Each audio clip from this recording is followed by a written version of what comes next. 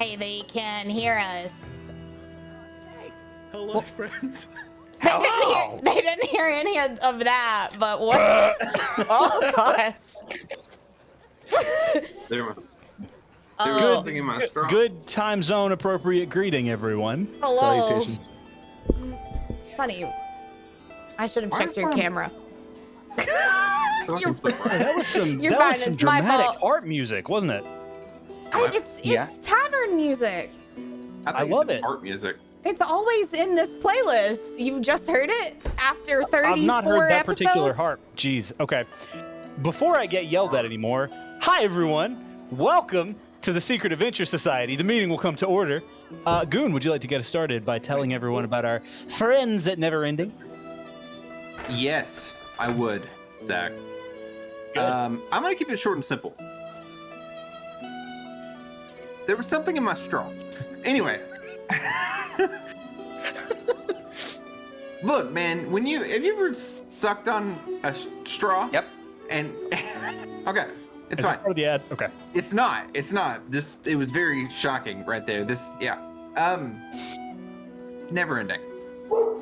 I am passionate about our friends at Never Ending. And the reason why I'm passionate is because they are a company that does my favorite thing in the entire world, which is character creation. They do it in an animated style.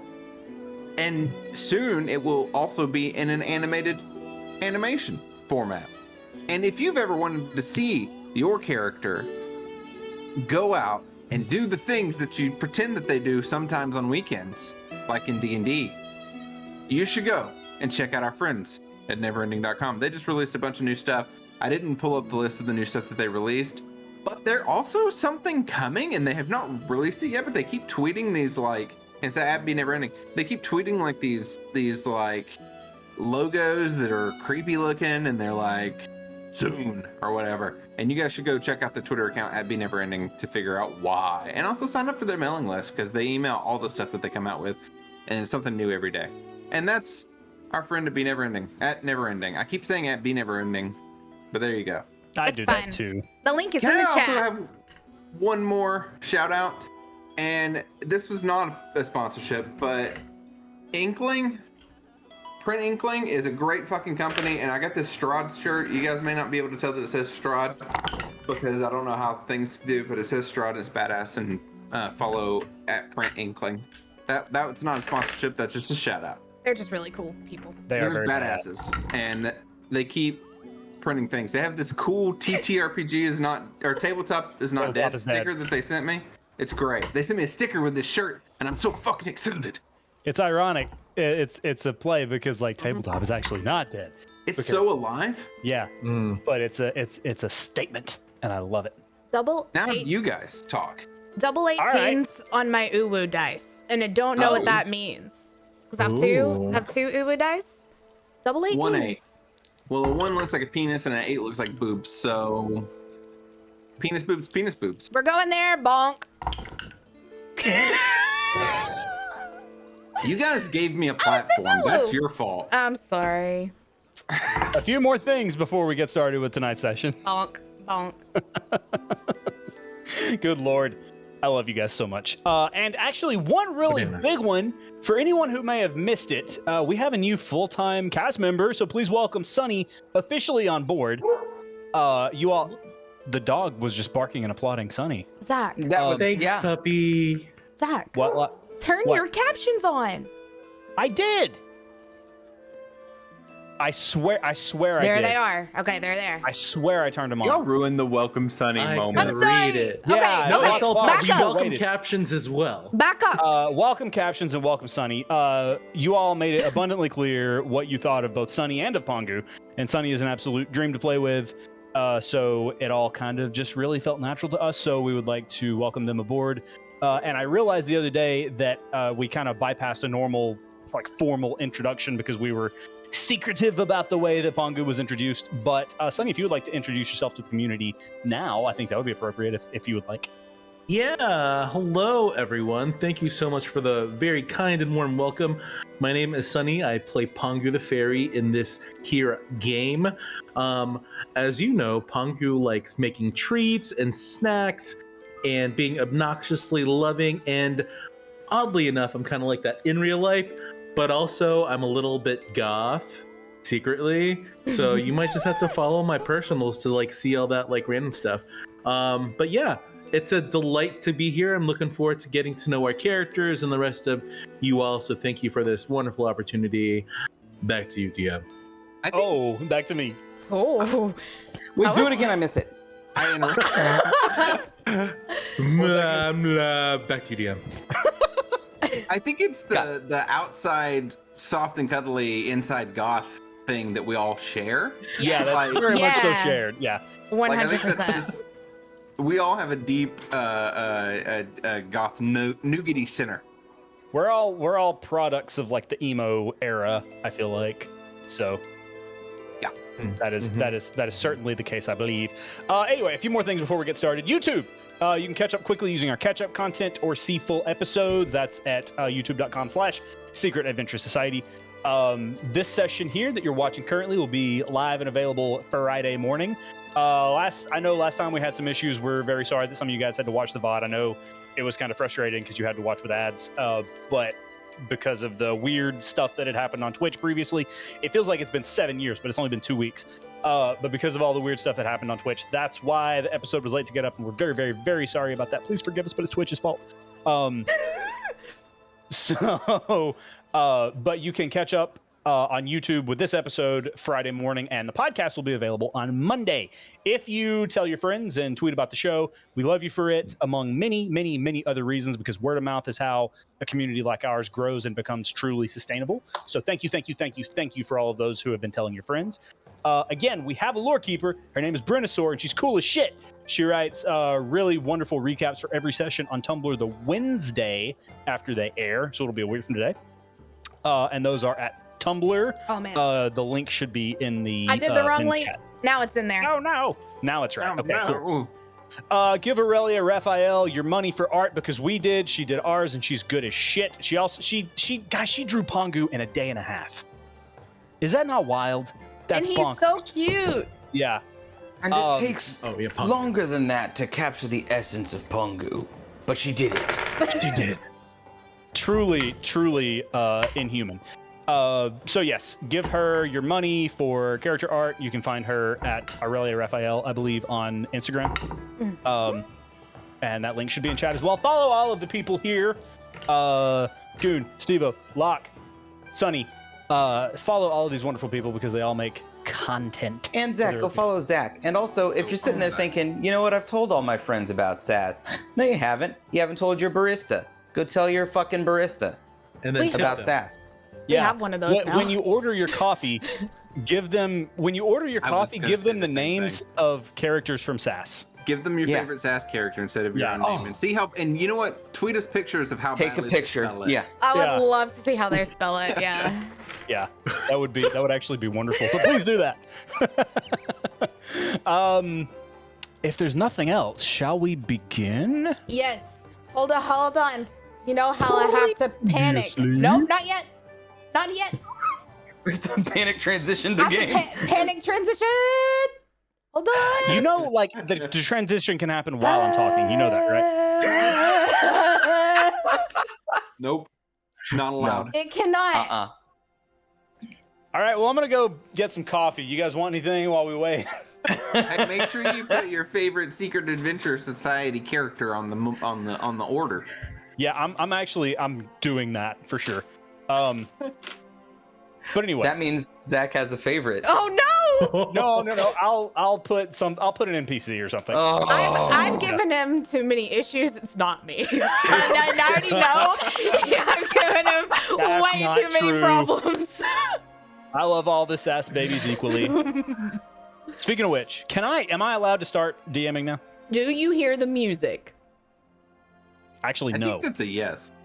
Yes, now I do. It was at a weird pause. Previously on the Secret Adventure Society, the Nobodies, having seemingly broken Q's bond with his warlock patron and absolved yourselves of the murder of Zaris Kane, went in search of treasure hidden by an old foe by the name of Scott and his thieves guild, the Hive. Using a map you had stolen from them, you all found a frozen lake that fed into the Silk River that led into Mardosta. After dispelling magic on a large stone with a plaque on it that seemed to commemorate fallen river sailors, one of whom, Nick Cartagena, you had actually seen before, the ice atop the lake disappeared. Some of you turning into sharks, others of you turning really small. You swam below to the bottom of the lake where you saw a coffin. Before you could reach it, however, you were stopped by very strong water creatures that appeared to be made of water itself. After a very dangerous fight and several uses and drops of polymorph, you managed to retrieve the coffin and escape the creatures. Inside the coffin, you found plenty of riches as well as a familiar stuffed fish that had a kind of magical reaction when placed next to the stuffed fish you had already previously bought in Shallowgrave, as well as a doorknob that contained traces of conjuration magic. That night, as you all slept, a familiar flame returned to Q in a dream. The goddess who had introduced herself as Curtilius, perhaps for the first time in Q's life, offered him a choice, saying that he was already good and he would be good with or without power. Instead, she offered him a token of a small golden red ring, just in case he wanted some help in his goodness, which he accepted. Additionally, an old friend came to visit Kess in the greenhouse. Ash, seemingly in the form of a raven, sat in the greenhouse floor and pecked out the answers to a few yes or no questions, revealing, among other things, that he was, at least by some definitions, a Titan. That he had been responsible for growing the flowers in the greenhouse for her parents in Kess's absence. And that is where we're going to start tonight's episode. It is early morning. You have all taken a long rest. Kess, you awaken in your bedroom, yes. The rest of you awaken in the suite of the fourth floor of the Shadowmoor estate. Nobody's. The day is yours. First thing, Pierce, when Q wakes up, Pierce is going to be standing over him, glaring at him. That's why I yelled. Yeah, perfect. Perfect. You awake? Yeah? Grab your shit and come with me. Pierce starts to walk out. I haven't pooped. Okay. Q slips on his dress and walks out. Pierce is going to lead Q out of the mansion, and they're not going to go too far, but they're going to go 100 yards away from the mansion in some direction where they can be by themselves. Are you taking me out back? You ever read the book, Old Yeller? I can't read. Yeah, well, this isn't an Old Yeller moment. Oh. I think I knew a guy named Old Yeller. Did he yell a lot? Yeah, he was one of those people that tried to get you into the carnival. Are you talking about me? Did you try to get me into a carnival? We went to a carnival. I didn't think you wanted to go. I feel like I yell a lot, though. Yeah. Do you want me to call you Old Yeller? Is that what this is about? Do you want a nickname? No, actually, can we just stop talking till we get over here, please? Oh. Where's here? Oh, sorry. Shut up. When can I start? Will I know when to start talking? Okay, this is good enough. Sit down. Crosses Pierce. his legs and sits down, and then realizes that he's wearing a dress, and then crosses his legs a different way. Pierce takes off Iris, and he takes off his rucksack, and he sits down across from Q. We got a problem. We just solved like 3 problems. What's our new problem?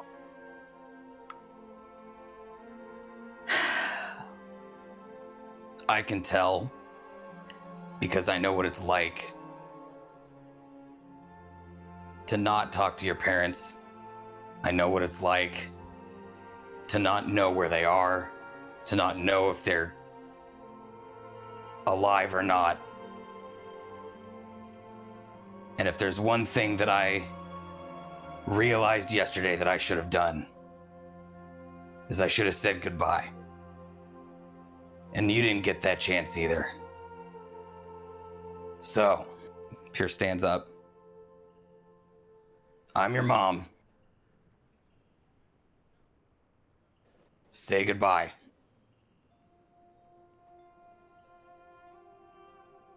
You don't look like my mom. Wait a second. Use your imagination.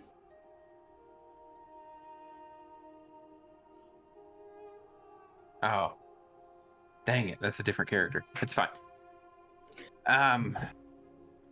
Okay. Use my imagination. Pretend you're my mom. Can you, like, get on your knees or something? Yeah, right. Pierce sort of makes himself short. Okay. Still kind of tall. Okay. I don't have a very good imagination. But it's okay. Can you, like... It's fine. Turn. Pierce reaches over and puts his hand on Q's shoulder and goes, I was just gonna hunt. I was just gonna protect you as best I could. And I'm sorry I wasn't there to see you grow up. This is real heavy. You Why? don't have to, but I think you'll feel better. But if you want to go back, you can go back. But you have an opportunity now. Because I'm not doing this shit again.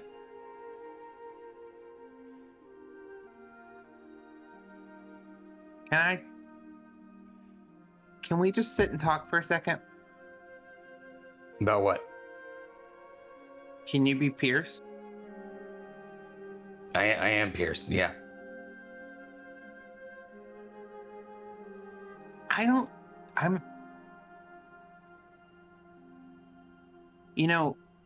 You never met my mom. That wasn't my mom. That was on my head. And I'm beginning to realize that now. But also, it wasn't hard to believe that she was, because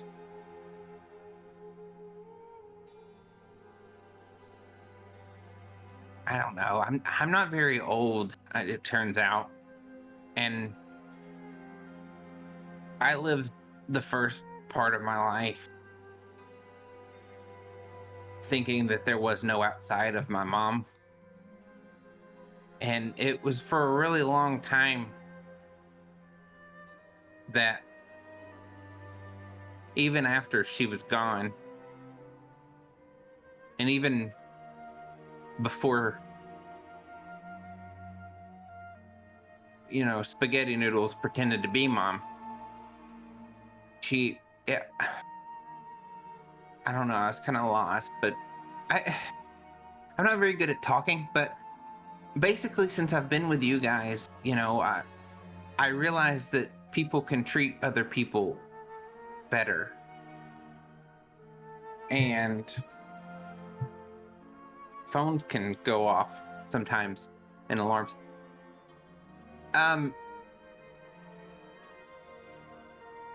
Mom didn't treat me very well. And I didn't know that that was a thing that could happen. Like, that was just how people treated each other, but you don't treat me like that, and Cass doesn't treat me like that, and Pongu doesn't treat anybody like that. I'm just very upset at how easy it was for this demonic entity to pretend to be my mother and for me to believe it. And I think that's what I've been struggling with even more than having lost my mom, because and I hate to say it this way, I really do. But it's almost a relief more than being upset. She wasn't a good person, and she wasn't good to me. And you guys are. And I loved her. And that'll never change. But I deserve more than she gave me. And now I have the chance to find out what that is. And thank you for trying to help, because you tried. And that means more than the help.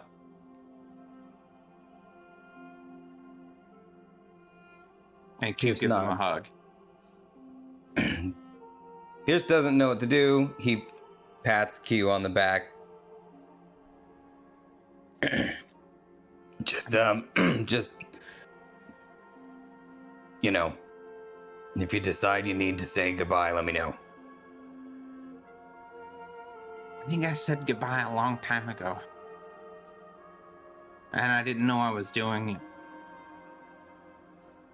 I also didn't know any of this until you made me talk just now.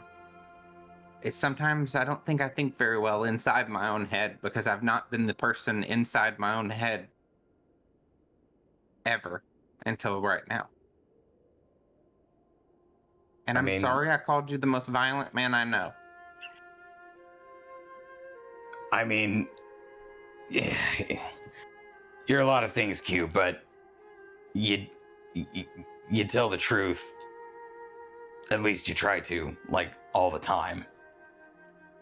I don't really And so- get lying. If you could maybe explain to me how to lie. I don't know that I want to, Okay, that's fair.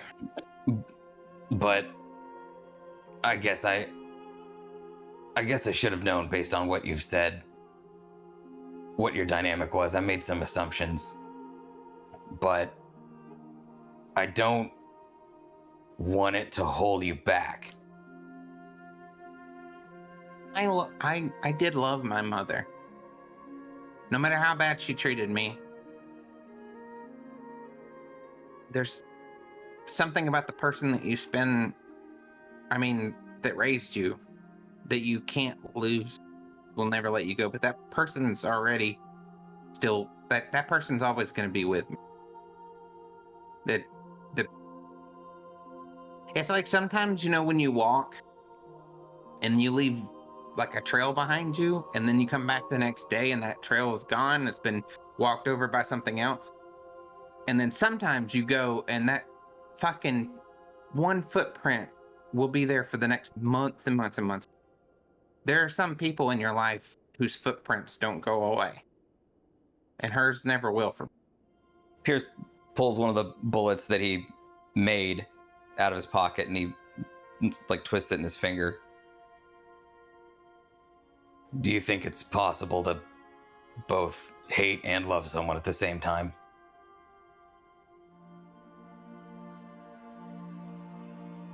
I think that there are more words than hate and love in between.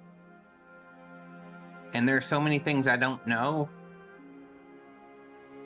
that it can't just be one or the other, or both.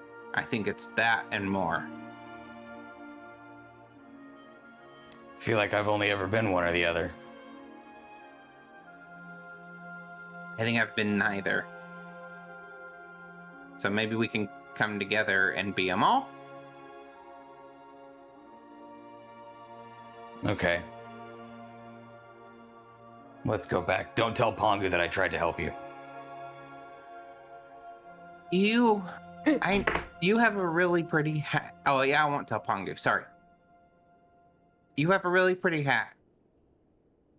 I know. I don't want to take it from you. But I do. You remember how just a second ago I said there were footprints that don't heal? Yep. Go away. I don't. Pierce takes off his hat and he remembers who gave it to him. I need a hat. But not yours, because it's not mine. Because I'm not ready to show the world the footprint she left yet. He points to the giant scar on his face in case anybody's. Can you ask. I need a favor. Can you get the bag from Cass when we get back? And just borrow it for a second. What, her bag of holding? Yeah, but don't tell her prob- why you need it. Oh shit. Just Okay. That's okay. I mean, that's all I need from you, though. Okay. Okay. Bye. And he starts walking back. Wait, Q, What? hold on. What? Pierce takes off his hat and he starts digging in the snow. And he goes, "We're gonna find new hats together." No. And No, if they're buried. he buries his hat and he goes, I think I need to say goodbye. And he looks down at the hat and says, "Goodbye. Let's go." You want me to pretend to be somebody? No, just get the fuck inside. Okay. Okay. No, it's fine. Let's go. And we'll go back to the house. He kind of has a hitch in his step. He, after all that, feels happy. Even though he hasn't pooped. He's on his way. So it's still, by the time this conversation finishes, we'll say that happened kind of before everybody else stirred. But as the rest of you start to awaken, what are all of you doing for the day? It's probably about 8 a.m. So interestingly enough, if I may backtrack a little bit, I would say Pongu wasn't in the room when the two left because Pongu was probably already up. Okay. And he was up because he woke up very early to see if he could find the chef or the head cook or whoever the staff was that was preparing the meals for the day. And Pongu would like to join them. Okay. Yeah, you make your way down to the kitchen easily enough. You see kind of a flurry of people in there working. You said you probably went down there early enough to beat everyone for the breakfast rush. And yeah, quickly enough you find the chef Linoy Barto, who you had spoken with previously, who gave you the Roctopus fat and the Mardostan saffron. Okay. I would.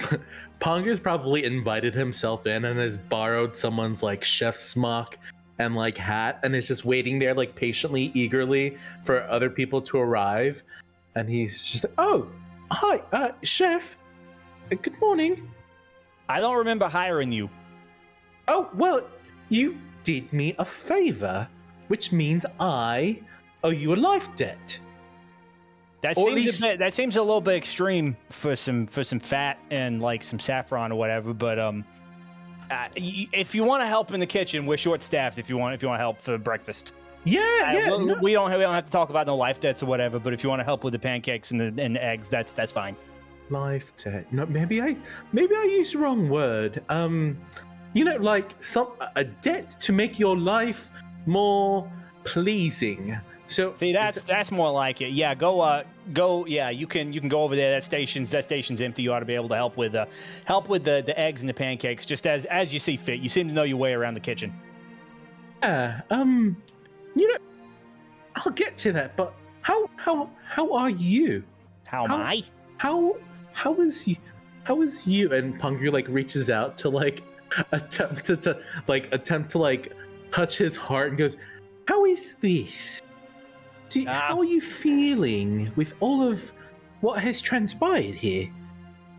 Transpired. I'm a little hungover. What are you talking? Are you talking about the eggs?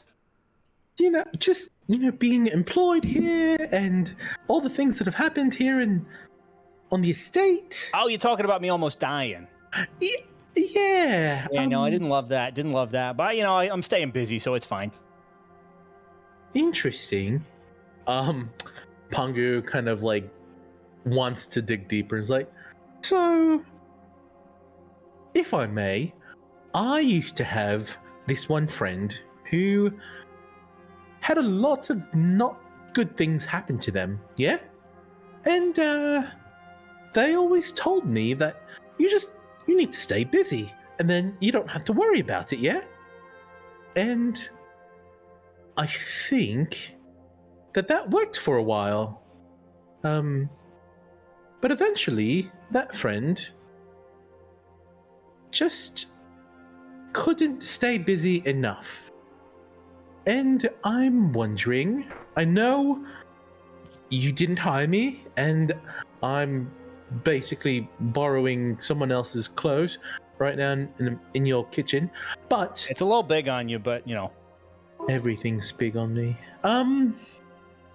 Just, I wanted to check in case no one else has, because you matter, because you take care of these people here, you feed them. And when we feed people, we put parts of ourselves into the things that we love to do, yeah? And if you aren't full to help yourself, how will you be able to fill from your cup to others?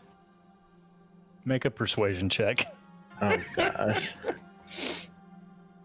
Oh, no, this is not good. 19. Ow! You see him crying? I've never thought of it that way. I guess I did. I guess I did come into the profession of cooking because it's just you're so busy all the time and so fast paced. You don't have much time to think about all the things that's wrong. Thank you. You know what, Chef? Why don't, for the next hour, just the next hour, you treat yourself to getting off your feet, and I will take care of at least preparing breakfast. You can take care of the rest of the meals, but I will make pancakes and waffles and whatever it is else I can find here for the masters of the estate, and you can just nap a little bit more. You said you're a bit hungover. Are you? He's full on sobbing. Are you sure about that? Yeah, of course. I appreciate it so much. I'm gonna go. There's a room on the second floor that nobody's ever in. I'm gonna go in there and just kind of take a nap a little bit. Thank you, Ponji winks. Ponji is fine. He winks, and there's like a little bit of star twinkle, and then he waves him off. How did you do that? It's just part of my life. Yeah, and tell the rest of the staff they're off too. I'll do it. You just go rest. You can't. One person can't prepare. I'm small, but I'm mighty. Well, if you say so. All right, team. Ponji here is gonna take care of everything for breakfast. So, be back at 10:45 and start working on lunch. And he heads out. Bye. And so Pongu spends the rest of that time kind of prepping and making all the things that he knows that his crew likes, but also just a variety of other things that he thinks that the rest of Kess's family might like. And he's actually even making a little specialty thing for the chef and the staff that he's been kind of noticing randomly during his time at Shadowmoor. So. Okay, make a persuasion, or not a persuasion, sorry, a performance check. Oh, now, this is a Ponzi scheme I can get behind. 10. Okay, so it takes you a little bit longer than really you had hoped it would, because you kind of have to find your way around the kitchen, but you're able to put together a pretty decent spread of like bacon and pancakes and eggs and sausages. You find some nice jam to serve with it all, and it's really quite nice. He just kind of decorates each person's kind of setting, whether it's like a to-go thing. He preps a little bed and breakfast tray for Cass. He preps a tray of just raw meat for Q, and Pierce has all the things that he thinks that Pierce might like, even though he won't admit it. And he just kind of sets everything aside and is just very pleased with himself. And I think he'll end his time there in the kitchen. Perfect. Okay. Kess, what are you doing first thing in the morning before Pongu re-enters, I suppose, with... Pongu, were you coming back upstairs with everybody's food? Eventually, yeah. Yeah, okay. So yeah, what would you like to be doing when you first wake up, Kess? She's going to be... She has the window still open. She's going to be sitting in the window. And she's going to be just like writing, taking notes on everything that Ash told her. Okay. Just kind of like, just very much so taking her time to get her thoughts together and to try to figure out what she wants to do with her information that she has now. So that's what she's probably going to spend the morning doing. Okay. So, yes, as you do that, still sitting with the window open and the fire roaring, you get bursts of like freezing cold air, and then another burst of like absolutely like scorching warm air from the fire as the wind blows in and sort of rekindles the fire over and over again. It's this wild cycle. So that happens, and eventually Pongu finds his way into your room, gives you breakfast. Pearson Q, what are you all finding your way together at any point? Yeah, I imagine after unless Q corrects me, once we come back into the mansion, Pierce will be looking for signs of Kess and Pongu. Okay. Yeah, I would say you're all able to eventually find each other in Kess's bedroom where she's been taking notes.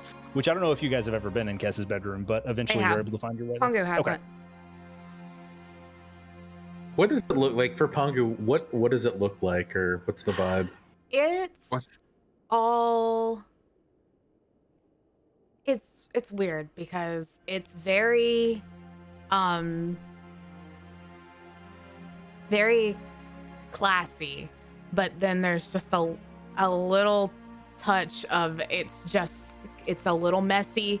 There's taped up like dried leaves all over the wall. Like there are sketches of plants. There are lots of books and things like that, but all having to do with like plant-based things. And it's just, she has like a big bay window, a big like canopy bed, a desk. So, but it's never really bright in there either. Like the lights are always just like really dim. It's very moody. Who would have thought? Grays and blacks and dark greens. Oh my. Oh my. You should name the accent colors in our house. Did I?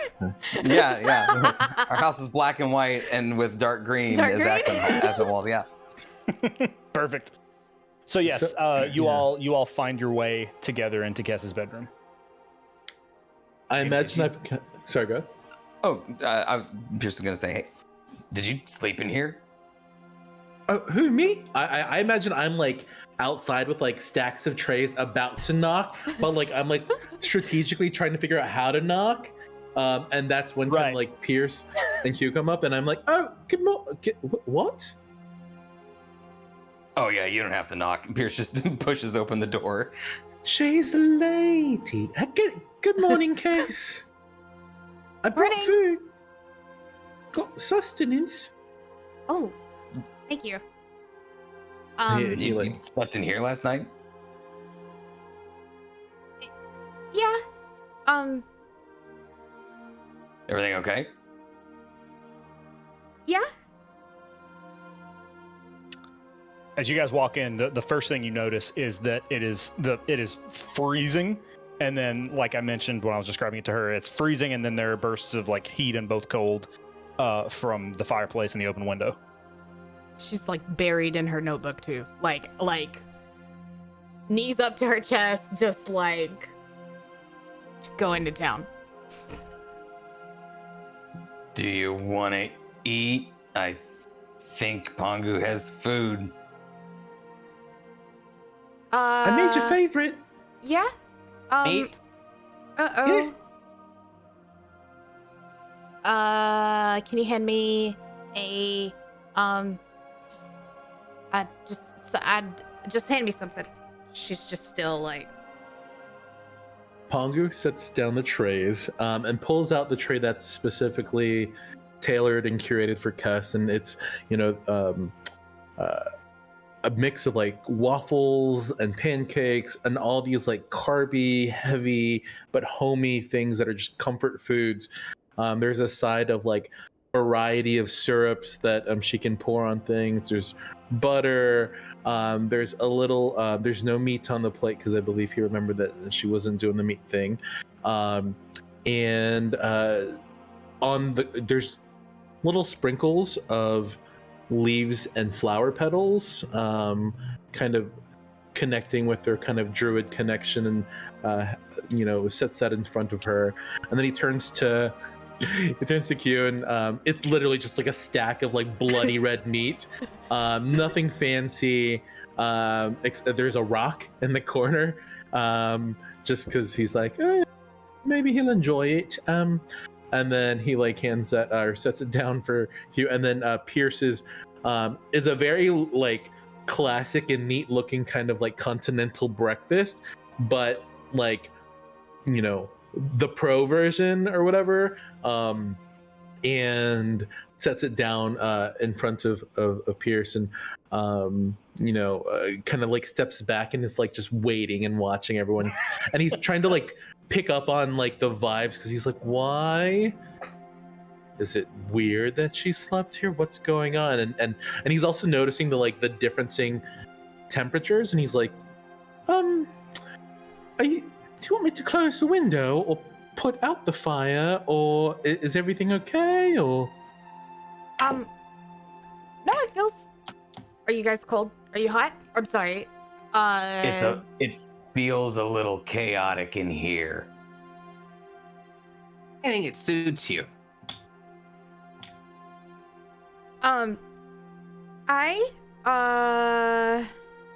She grabs a pancake and dips it in the syrup, just stuffs it in her face while she's still writing.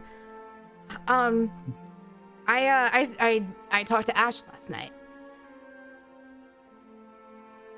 So what did he say? I have a lot of information. But I need to do more research. How did you talk to him? How did you talk to him? Did you die? No. I swear to God, if you went and died somewhere I didn't without us, die. I didn't die. I swear. Okay. I would not die without you guys. Don't worry. You make sure we're there. Yeah, I promise. I got him the flower. What? I grew a flower, and I think I meditated. It was weird. I'm not very good at it. But he showed up in Raven form. So we had some communication barriers, but we worked through it. And yeah. Yes, you talked to a bird. Did you talk to the bird? When you put it like that, we did yes or no questions, and he pecked for yes and no, and you have the ability. I didn't to speak. yesterday. I've seen or you today. talk to animals. Well, I have to prepare that, and it feels like something that I don't need right now because I didn't think it was going to be very important. Also, I don't know. I didn't have it prepared. Okay, I'm gonna trust whatever you say the answer to this question is. Okay, I will believe whatever you say. Okay. To what percentage are you certain that you were not talking to a fucking raven? It was him. I promise. 100% sure. He 100% sure it was not a raven. Okay. It was not a raven. Now she's sitting there just trying to convince herself. Pierce, 100 sounds like a lot of percentage. It's not a raven. No, I believe you. It Pierce takes wasn't? a bite of breakfast. It's not- God damn it! And he turns and looks at Pongu. He shakes his head, but he like eats it like a lot.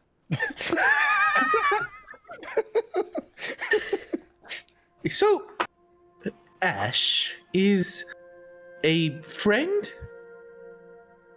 That's a bird? Or can be a bird? He's he's a titan. He's a titan. Right. What? He's a titan. He said he was, he pecked that he was the titan. Of the adult variety or of the teen variety? The adult variety. Is he from Tennessee? I don't. Where is Tennessee?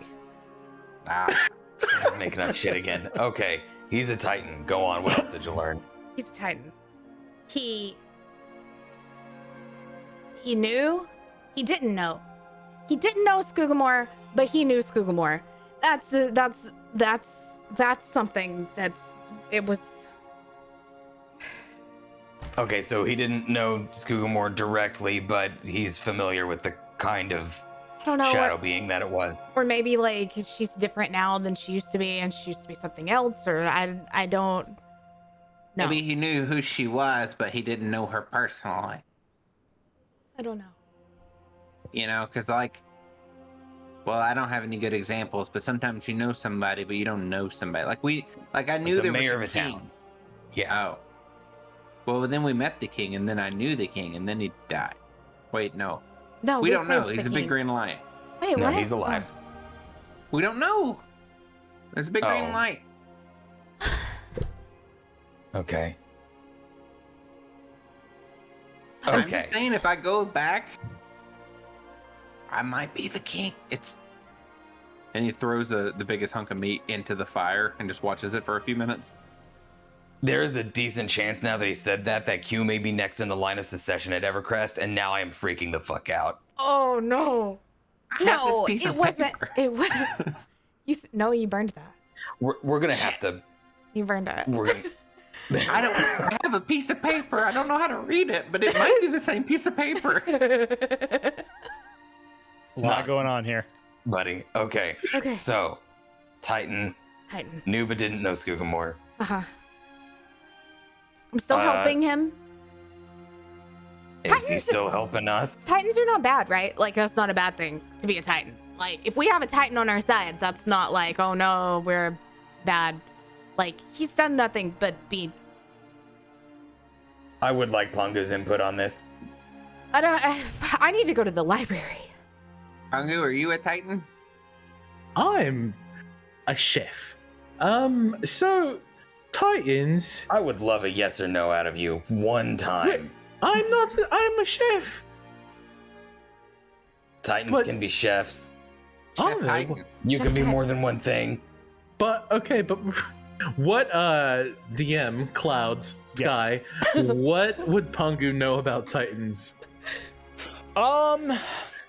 You would know. Well, why don't you make a history check for me? Okie dokie. Histoire. Okay. 26. 26. Okay. Yeah, you would know fairly well that Titans are not quite gods, but they are sometimes of the pantheon. You would know that they are most often forged in the destruction left behind by a god. Could Like you- and like for example, this is something that Kess knew, but in the blood spilled or just in the destruction and the carnage left by a chaotic god very often. You, Pangu. Yeah. You're. I mean, I don't mean to be offensive, but you're kind of old, yeah. Yeah. Like older than us. Like I'm 9. Are you older than 9? Yes, my Okay. dear. Yes, much older. Do you remember the Titans? Disadvantage. All the time.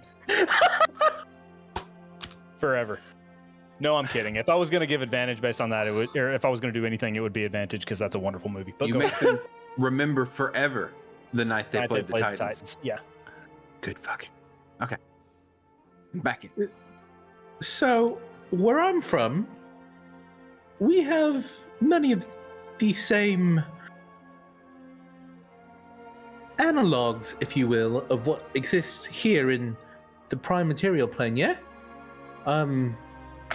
So what might transpire here might be completely different where I'm from. And as a reminder, it's been a few 100 years since I've been back to where I was from in the Feywilds. And since I've been here, I've really just focused on myself and my immediate mission, which is really just to learn more about the culinary offerings of this world and how to best make. So just so I know how to file the information that you give. Yeah. You're not speaking metaphorically. You're not speaking symbolically. You're not speaking in layers. You're just a simple fairy. As far as I know, yeah. But I almost got a yes. That was very close to a straight yes. you're very right. Do you Yeah. like butter? Yes. So you can do it. Okay, moving along. But I will say, I might be a simple fairy or appear to be a simple fairy, but we all have layers, right, Pierce? I mean, sometimes we appear one particular way, and after new experiences and new wisdom, we might be something completely different. What Just is that saying. supposed to mean? That experiences. Saying you look different without your hat. Where's your? Oh yeah, where's it at? I said goodbye to it. And now we need new hats. Oh. So, Okay, so shopping and library. Hair spares. yeah, I remember. Pongu, would Grab- you take Q to the bathroom? I think he's got to shit. Oh, yeah, cool. He holds down a. Well, I guess we're the same height-ish, or I'm a little bit taller. So, Pierce I like- looks at Q and winks at him.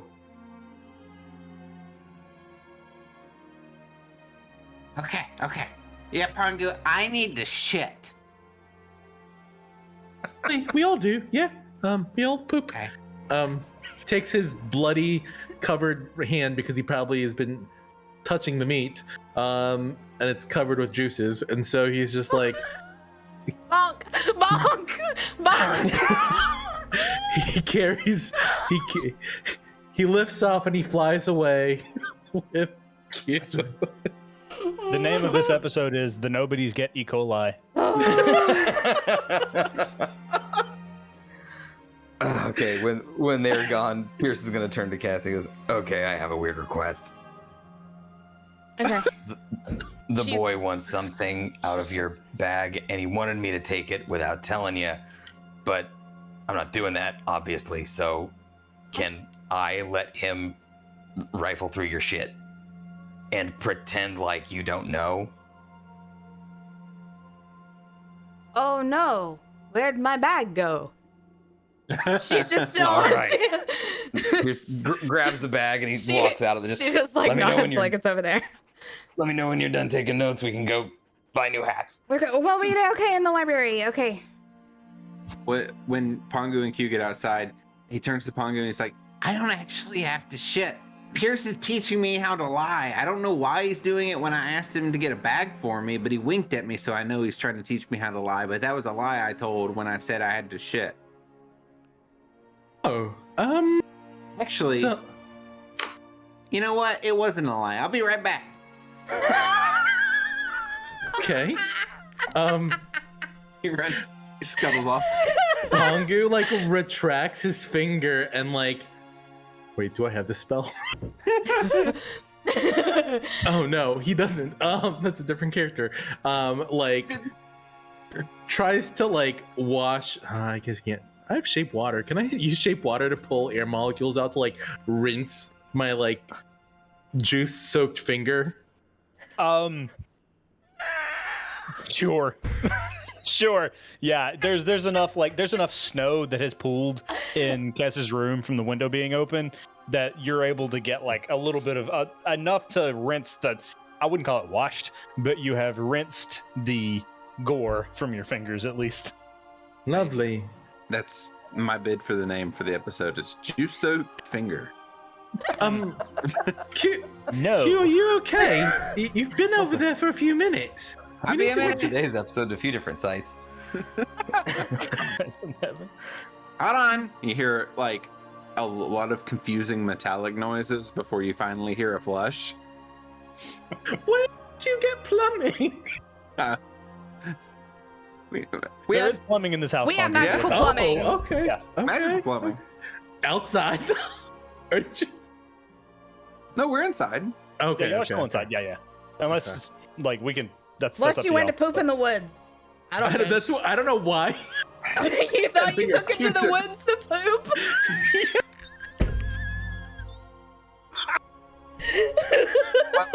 To be fair, after Q's last visit to the bathroom, maybe that would have been safer. right. Okay. Are you sufficiently empty?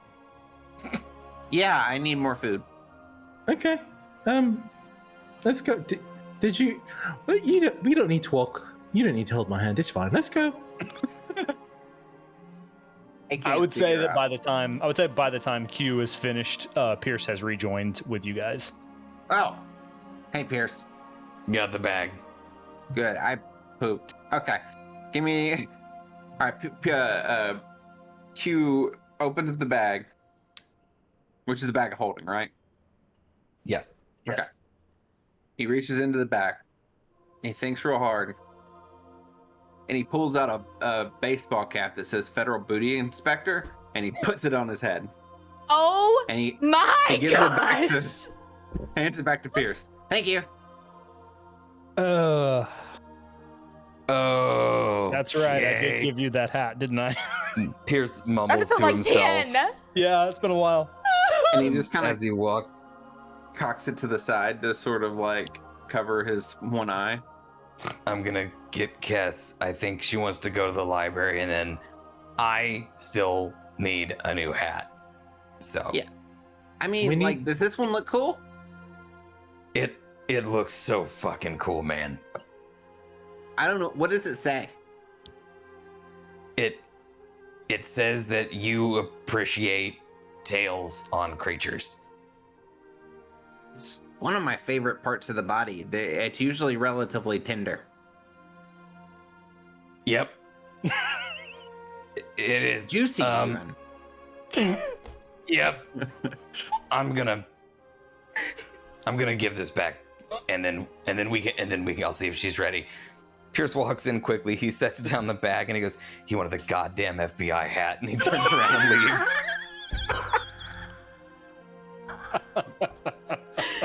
Cass just starts cackling. Like, she's been pretty just like not around, like not there this morning, and you just hear her like dying.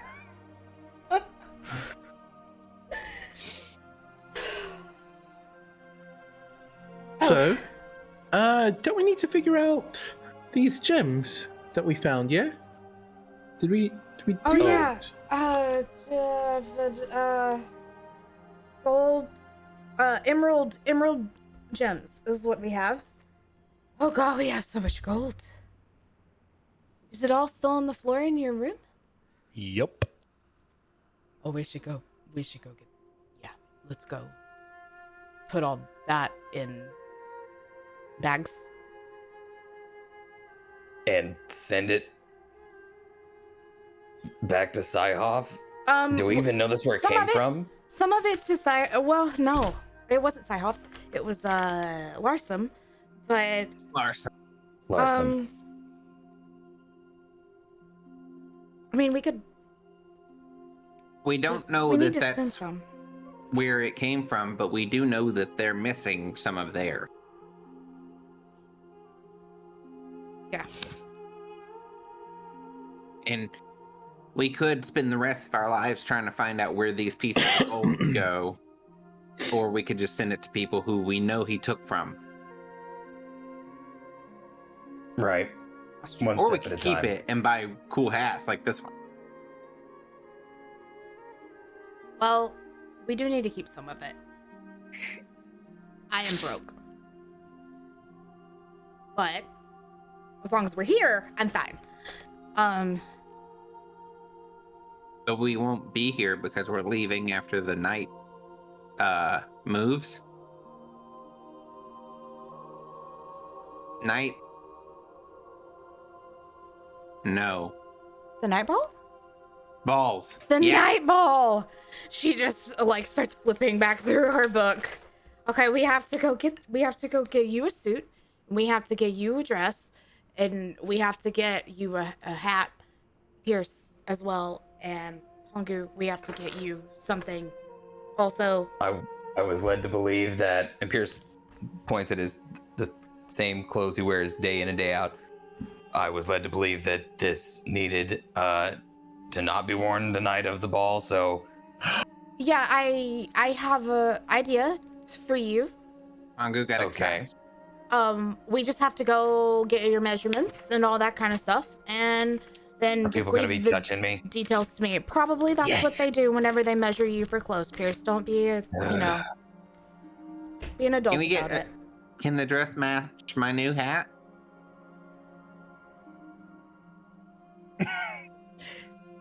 You're gonna have to talk him out of wearing the hat at the ball.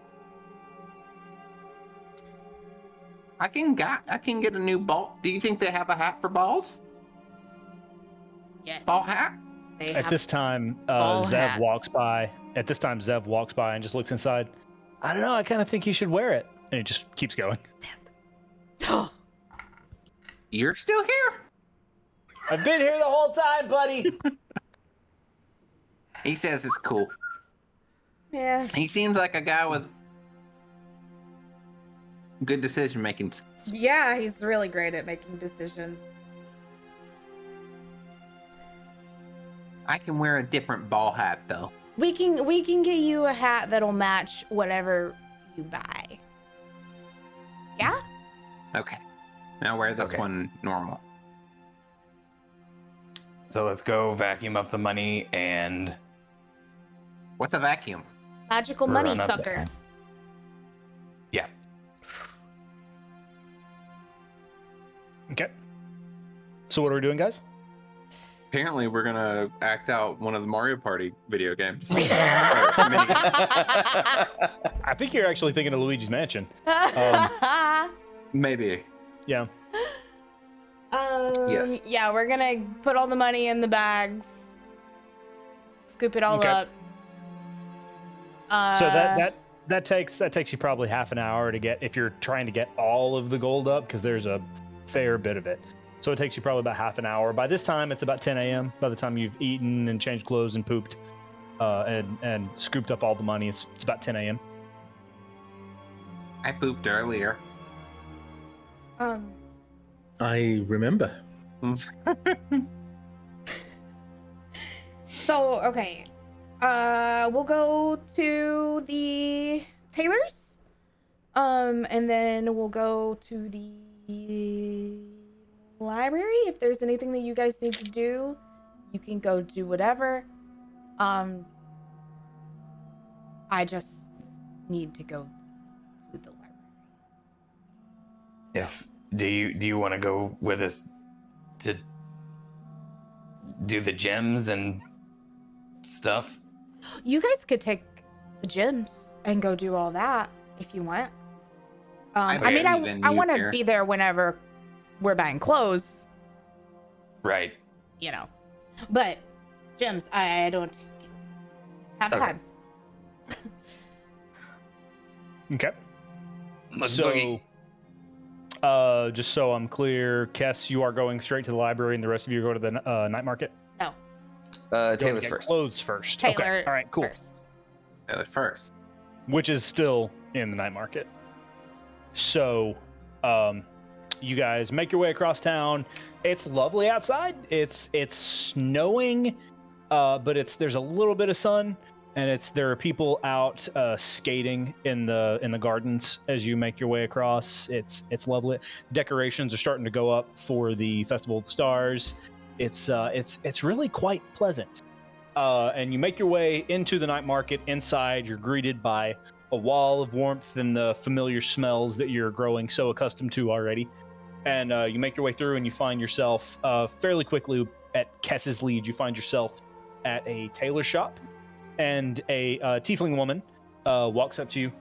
Hello, how may I assist you all today? We need nicer shit than we got. That will not be difficult. This is all gonna To go obtain. on the Shadowmoor tab. Build the Oh. estate. Oh, it's you. It's you. Oh, okay. Hello, everyone. It's lovely to see you all. All on the Shadowmoor estate. What can I do for you today?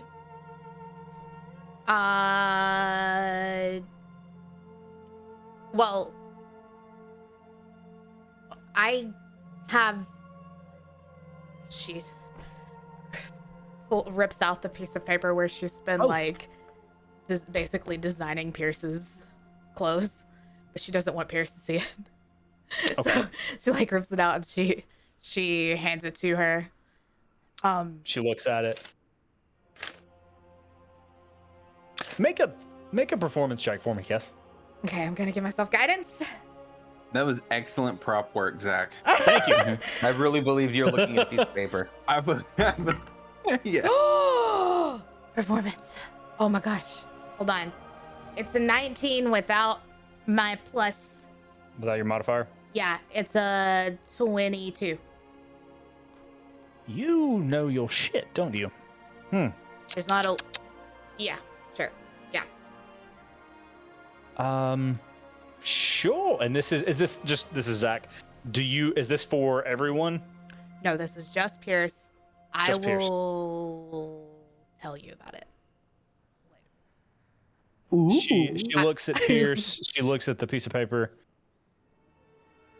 You know, you might clean up well after all. All right, I can do that. He needs measured. And He I clean- take Pierce's shoulders and shove him. She at this point, you guys are getting a few looks from the other people because there are other people in this shop at this point in time. Some people you recognize, some nobles, as a matter of fact, Kess, that you recognize who are in here getting tailored suits and things specifically for the upcoming event.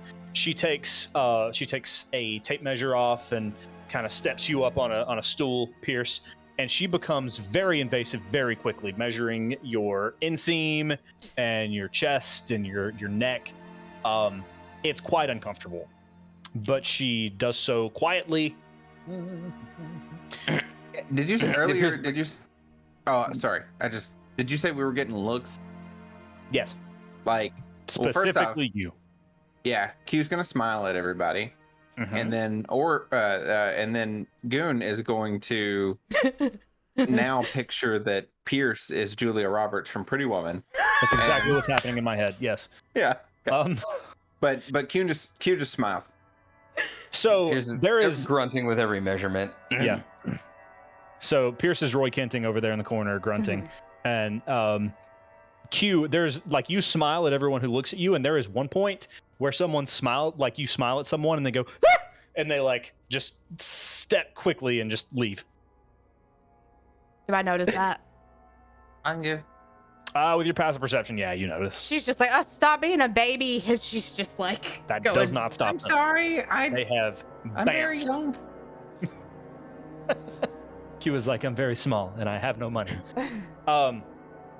So after about 10 minutes of very awkward measuring and scribbling, she allows you to step off the stool, Pierce.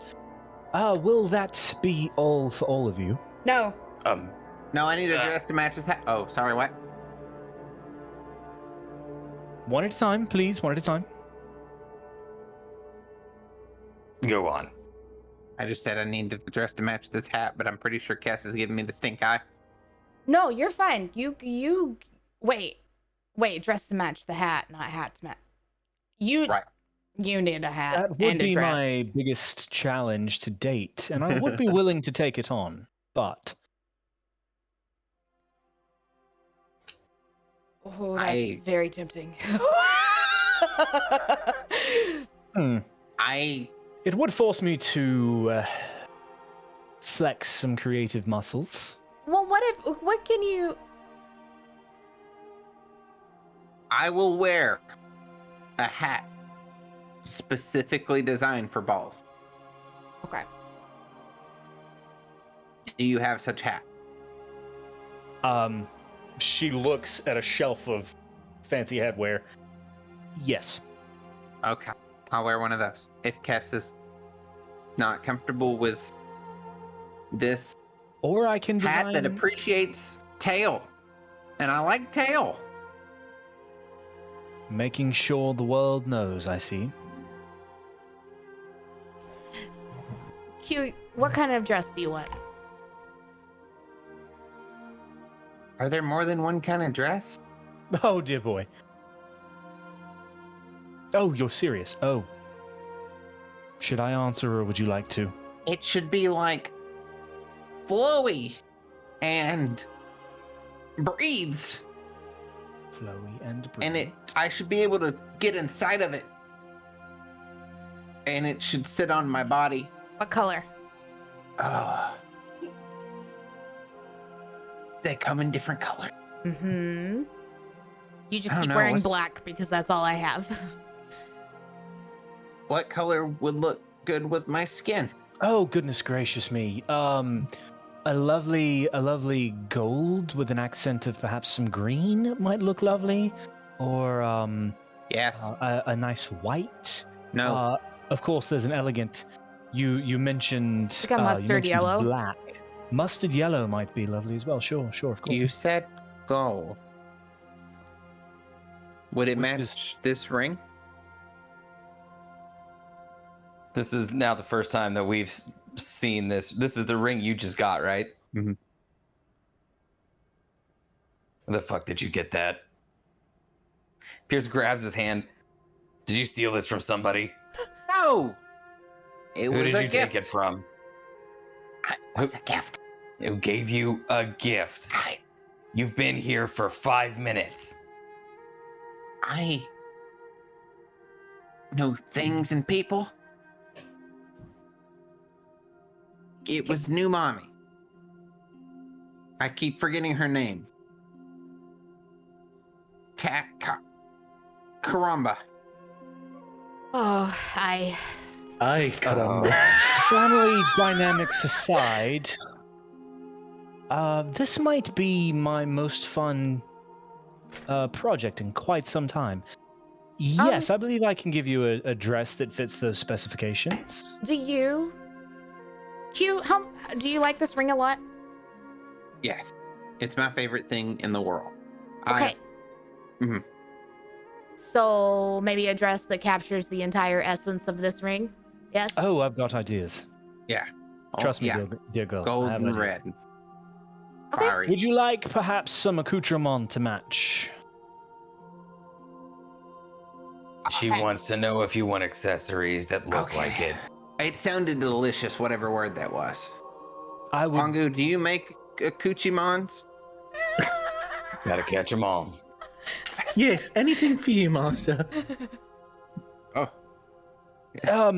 I mean, necklaces or handbags or Oh. hats. You said you wanted a hat, Yes, shiny. a shiny hat. Okay. Would you like the dress to be shiny as well? Oh, everything shiny. Everything shiny. Terrific. Yeah. Terrific. Do you have ring horns? Horn rings? You want several rings. So you want lots of accoutrement. Okay. Sure. I think I have all I need. Okay. At least for this one. What about for you, Miss Shadowmore? Yeah, what are you gonna wear to the ball? I'm good. And what are you gonna wear to the ball? I have. Let me guess, something. black dress. Challenge: no black, It's not black. no gray. It's not gray. I Okay, have I'm something. fine with it. Okay, yeah, I'm shocked. Okay. Will that be all, or would you like something as well? Who, me? Yes, indeed, you. He turns to Cass. Am I also welcome to put things on your family's account? Yeah. Do whatever you want. Whatever you Pongu- Kind want. of looks sideways at you and smiles, Kess. Pongu's eyes grow anime huge, and he turns to the designer and goes, all right, here we go. He points at himself. He's like, so if I could get like a gold matching, so the equivalent of like a golden Victorian like dress, but it comes up to like a battle corset / bodice around his like waist, and it ends just under his wings. And he asks for, I'd also like a matching cape to go over so it doesn't constrict my wings, so I can just kind of unclip the cape if I need to. So you're getting kind of like these like Billy Porter awards vibes. So there's like a long train and then this like cape. And I don't need any accoutrements, but I will take. And he like looks around the shop and like wants to see if there's like, I don't know, just like a fashion like cane or scepter or something. He's like, Oh yeah. There are several canes that you see that kind of catch your eye. Some with like jewels on the end. Some with more of like a marble carved hook. You see several types of canes. and he goes, and this, and he hands it over. He's like, yeah, I haven't really dressed up in a while. It's been a while since I've been at court, but this is what I used to rock. So yeah. And Thank you. Rocket, I think you will. Oh, you're too kind. I had my doubts about you all, but as I said, I think this is going to be quite a fun project. I have one more so- request. This is not on the Shadowmoor estate. This is from me. Of course. I need specifically a dark brown leather tri-corner hat, and I do not care what condition it's in. If you can meet that, I'll buy that off your shelf right now. She kind of like looks around, something like this, and she pulls out exactly what you just described. Yes, I don't care how much it is. I will buy it. All right, that's going to be 20 gold. That is highway robbery, and I pay it. Thank you very much. It's a pleasure doing business with you all. So this should be ready. This is quite a bit of an order, but it should be done. Give me 5 days. Just need it before the night ball. Of course, of course. Mm-hmm. It was lovely to meet you all. I should get started. She turns on her heel and goes in the back. I look around at the people who we obviously broke line in front of when we just busted in. Yeah. Like there are other people like this. It wasn't just one person who works in the shop. Like this, it's an establishment. Okay. But it is clear that you guys got the treatment of the owner of this place, like the very specific guest treatment. Okay. And And they're just like, fuck these guys. sorry. Just backing out. Sorry. Pongu is putting little like wrapped treats in there, like just little candied, like fucking Hershey Kiss looking things, like in people's hands, like Pongu Well, kisses. Pongu kisses. Oh. And he's just like, here you go, have a look. You'll look fantastic. Very, very looking forward to what you wear. Goodbye. You hear someone say, "Are these poisoned?" under their breath, and just look at them. Oh. She Cass like busted up in there like wanting to go to the library, so she like just absolutely did not even like care that people were in there before her. Yeah, no, people are annoyed, and people like you, Kess, with your passive perception, and like you heard someone say, "Is this poisoned?" They said that because you were in there, and because rumors of Zarus's death are very much so swirling. So like, that's what you're able to put together with your passive perception and insight. Who said that?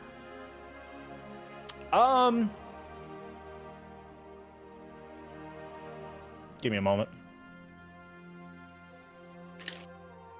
It was Velkai Suman. Are they holding it? No, like you guys are already out. You just heard this walking out. I think I would have This stopped and done something. Okay. Well, this was someone like you recognize them. They are sort of a they own a like a fish oil sort of trading post. Like they trade a lot of sort of natural river things through the throughout the continent. If she had have heard it, she would have turned around, taken it out of their hand, popped it in her mouth, and been like, "Fuck no, it's not poisoned," and then just walked out, like eating it. The prodigal daughter returns. She just keeps moving. Pongu leaves another candy on the corner of the shop as he leaves. Just here. Okay. So with that, you all make your way out of the tailor and back into the night market. And what is it you would all like to be doing now? Just for your mental picture, Pierce has not put on the hat yet. He's Okay. keeping it, but he's not wearing it yet. Okay. Okay, what next? Do we do library or gemstones? We're already here. We do gemstones, and Cass wanted to go to the library. I mean, unless you guys want to help me, but I have a feeling can't. I'm gonna spend the next couple days in the library, honestly. So if Pongu, can you read? I can go do the gemstones because I can't read, and you three could go to the library. Are you going to be nice to our friend the jeweler? Am I not? Usually? Pongu, why don't you go with him and then meet us at the library? You do that. Yeah, you want to go on another adventure? No, I want to go to the jeweler. Yeah, and at the jeweler.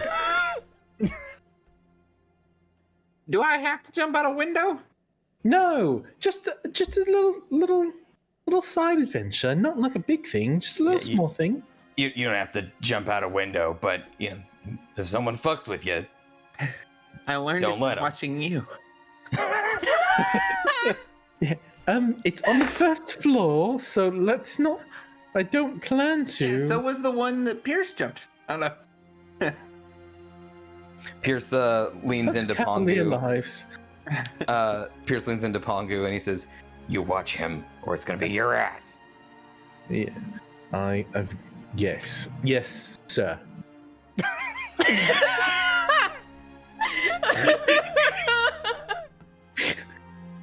Okay.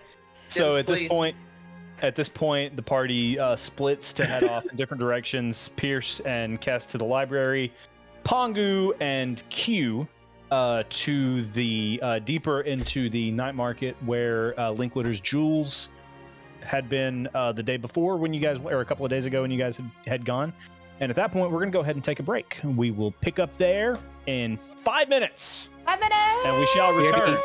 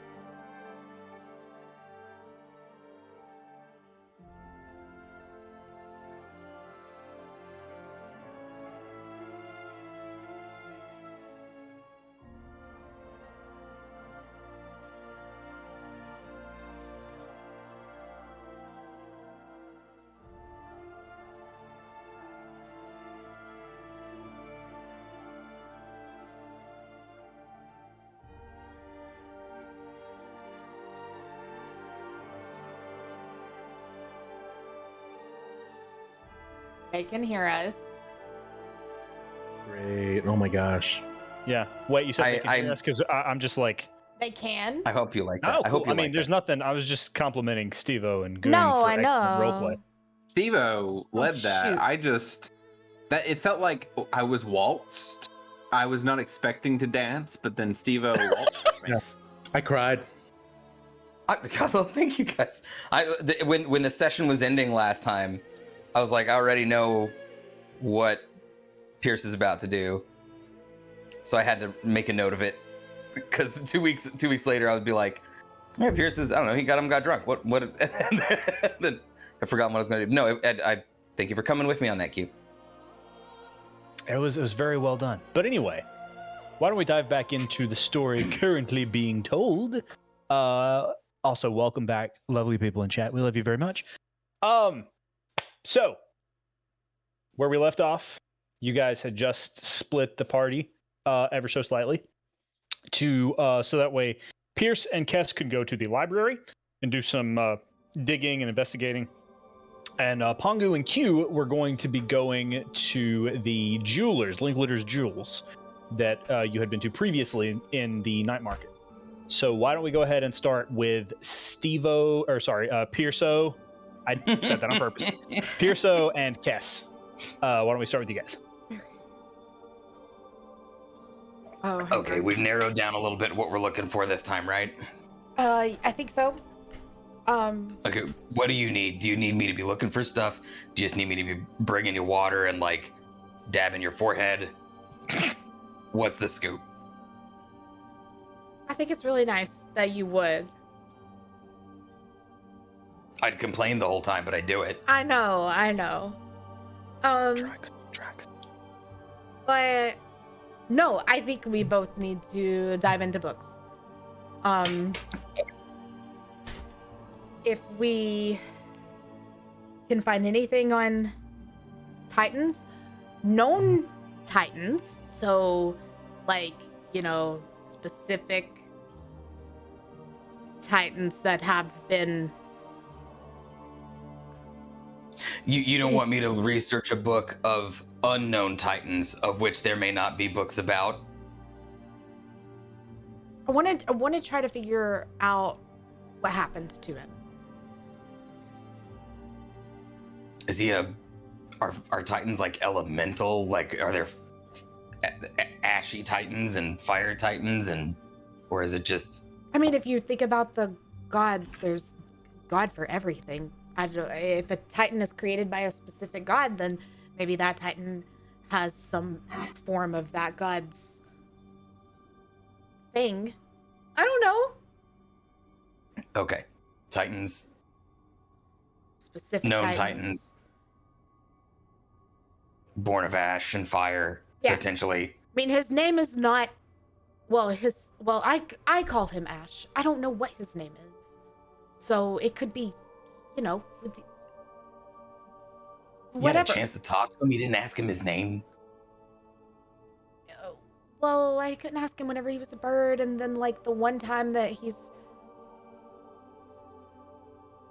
I mean, I just called him Ash. He wouldn't. I don't know. Can I make a suggestion? Mhm. I see you writing in your book all the time. What you should do is pre-write what you want to ask him, so that you know next time you see him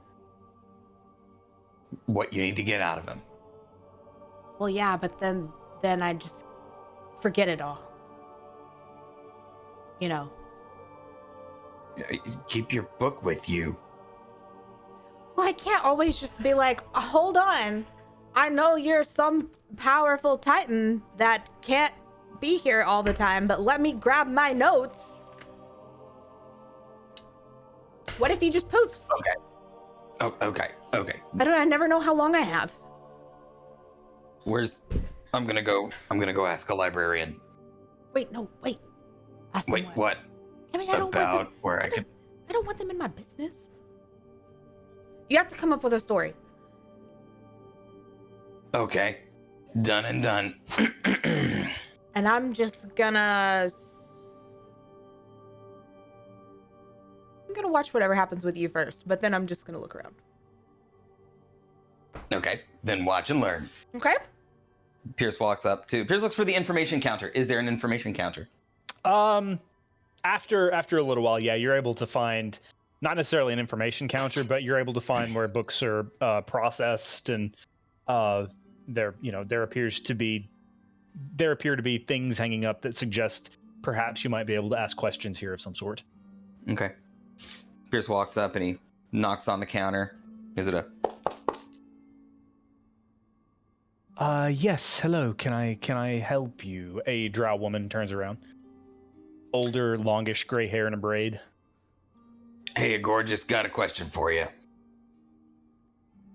Yes. Snorts a little.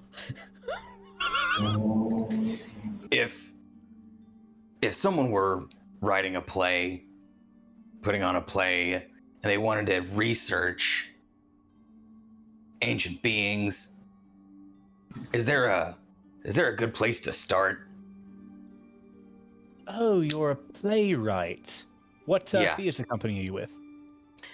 I'm with Drowson Nightshade and Sons traveling comedy troupe. We're funny as fuck. And you're writing a comedy about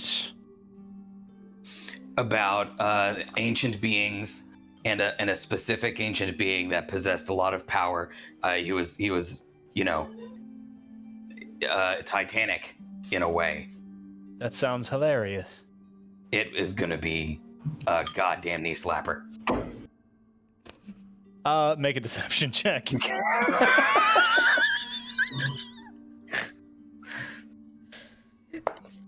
Drowson's Nightshade and Sons. That was Wonderful. 15. She kind of smiles at you. Okay, Mr. Playwright. You're gonna have the most luck finding information on titans and elder beings for your play. On the second floor, she kind of points you in the direction. All right, sounds good. And if you need anything, let me know. Charmed. And she giggles kind of as you walk away. Pierce throws a look back at Kess like, done. She's just sitting there going. She looks at you, Kess, and like rolls her eyes. I just shrug. And I go up to the second floor.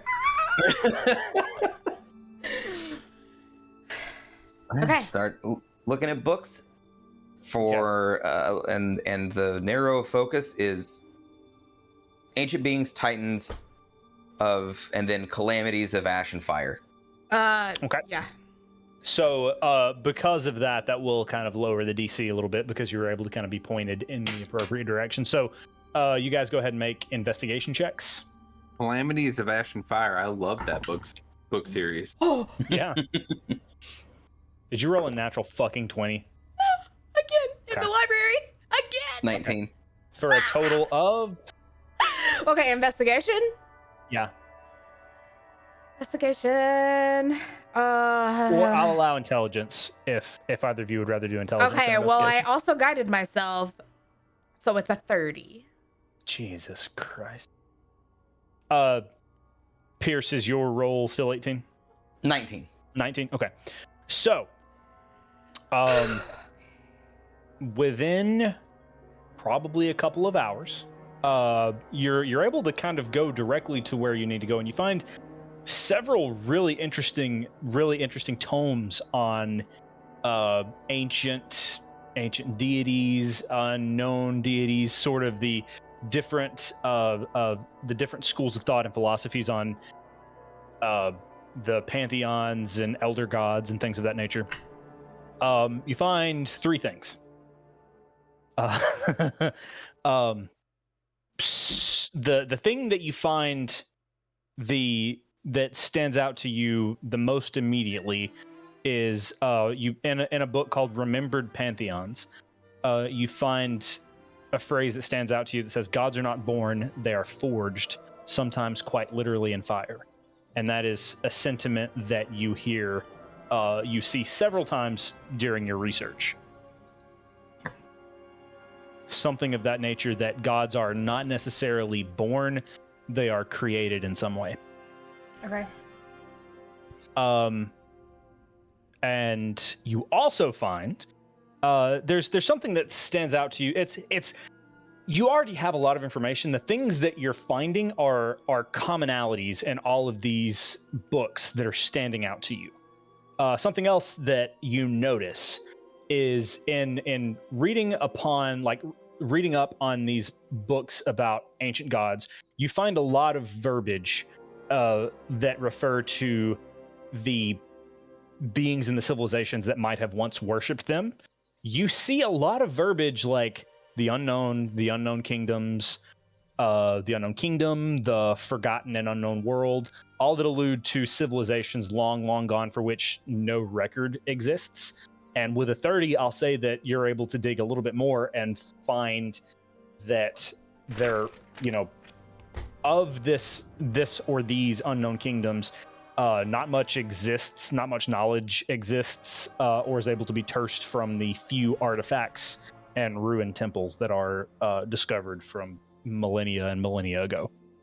Are they on this plane? What do you mean? Like, are they in our world? Like the temples and stuff? Is what in your world? Yeah, you as far as you can tell. If you want to, it would take another check to learn a little bit more about that specific thing. I want to. Okay, so that'll be here in a few minutes. Plan on spending the next several days Okay. in the library. Okay. So, also with a 30, you find one more thing. You find that this is more along the lines of how a Titan is created. You learn that specifically, and you see this in 2 or 3 different books, you see the philosophy, the theory that when a god becomes too powerful, specifically a chaotic god, an opposing Titan is forged from the destruction that they create as a means of restoring divine balance. If you also learn that if the opposing god is weakened or destroyed, so is the Titan that was created in their ashes.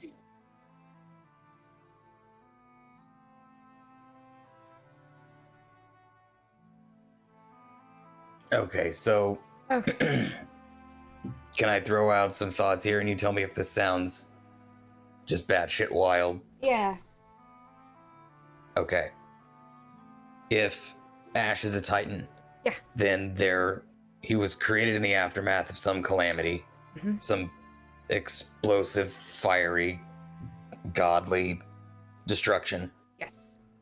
and his purpose is to balance or destroy this god, which will then likewise destroy him. And we're helping him balance that. You're helping him balance that.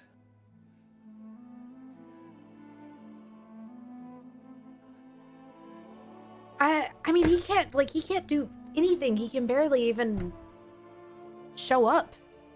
I agree. He's kind of a shitty Titan. Well, obviously something happened, Pierce. He was probably pretty cool before this. Do you think he's been brought down in some form or fashion? Like he was strong. He lost it. Oh, cool idea. You're welcome. Okay, so we know that there are fallen gods. Yeah. What gods are they?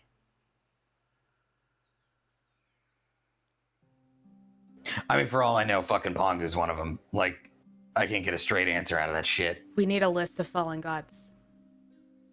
He's gotta be. I mean, if he's.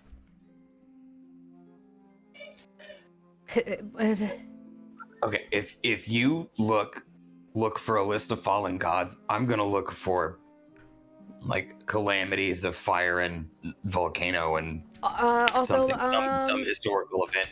the Unknown Kingdom. Anything with that? preferably like a map that leads directly there so we can go there. You know, that would be great. Yeah. That would be awesome. That would be really cool. Okay. So at that point, we're going to cut away from you guys. We'll be back in a moment. We're going to go over to Pongu and Q, who are making their way through the night market. On their way, you guys arrive after walking through the night market. Is there anything else you'd like to be doing in the night market besides just the task that you are you have been assigned to? trusted with the task at hand. He is not to he will not be distracted nor dissuade. He has the gems held out ahead of him and is walking forward. And just to be abundantly clear, it is a pouch of emerald dust. Pouch of emerald dust out in front of him. Okay. Is there anything that you would like to be doing, Pongu, besides just walking along, or are you also tasked ahead? No, I would say that Q. I'm following Q. Pongu's following Q, but is also very much like taking in everything. Now, would this be the first time Pongu's at the night market? No. You would have gone. You remember in the last session, you actually spoke to the Linklater person. Mm-hmm. You have been to the night market before. Specifically during, I guess, this time of the year as they're preparing for the festival. You have not, because this is sort of this is the first time in a while that you have been in Mardosta proper, and the last time you were here was many years ago, before it was an established town. Okay, yeah. The backstory you and I came up with. Yes. And so I am, again, still kind of like eyes, like borderline, like, you know, glossed over, because he's just like, there's so many things to do. So even though he's like the supposed adult, he's like being led by Q, and he's like, but Q, afterwards, we can just go take a gander at some of these things, you know, and over there, look, there's skating. Have you ever skated? We can skate. We can skate before we go to the library. It's fine. Let's go to the jewelry place. I know we're going to the jewelry place. Okay. I would like a survival check from one of you to see if you remember the way. Oh. Q's got that. Q's got that in the bag. Not a history check? Since you're trying to find your way, it would be survival. 18. 18? Yeah, okay, yeah. Pretty easily without getting turned around. Q marches on like he owns this fucking place. And he is able to lead a slightly distracted Pongu directly to Linklater's jewels. And when you get there, Linklater, who you had met previously, is like, hey, I remember you. I have... Oh. Yeah? Gems. I have gem dust. Oh. I'm so here to do business, sir. You were going to take me up on the offer then, huh? Yes. Interesting. Well, let me see what you've got. What offer? We said we would possibly bring back any interesting finds of jewels and precious rocks back to Master Linklater here. And that... What? Q kind of grabs Pong. Is that what they just told me to do? Yes. Yes! We are taking you up on your offer, sir. Oh, terrific. Let me see what you've got here. Oh. And he kind of examines it, kind of takes a little bit of it out and runs. It's like green sand, basically. It's powdered like emerald gems, and he like sifts it through his fingers. Well, this is terrific. Now that Yeah.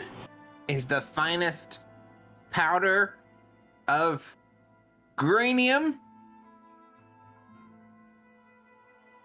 Yes, what is it? You weren't supposed to do the talking, were you? Yes.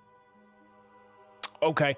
Well, I will. If you don't exactly even know what this is, he kind of looks at you, Pongu, and looks back and forth, like between the two of you for a minute, and he says, "This is your standard emerald powder. I'd be willing. You've probably got Insight half check. a pound here.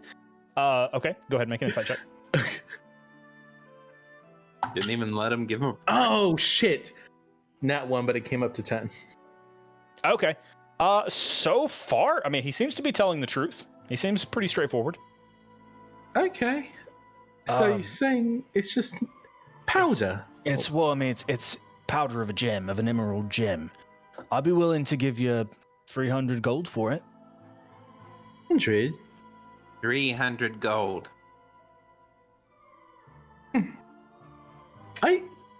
What do you think, Q? What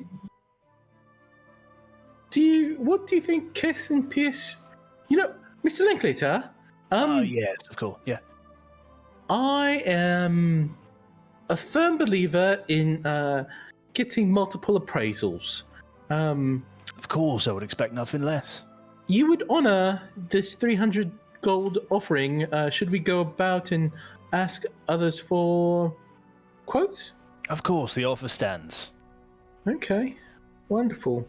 Unless I happen to come upon a large shipment of green emerald dust between now and the time you return, but I should honestly say that doesn't happen quite so often. So carry on your way, get multiple appraisals, but I would love to do some business with you. And he tosses it back to you. Q, you're quite kind. Q, are you okay with these? That's not something people have used to describe me very often, but sure. I don't hate it. I don't hate being called kind. Where else would we go? You have no fucking clue. Pong goes, we can ask around, and we have to play hard to get,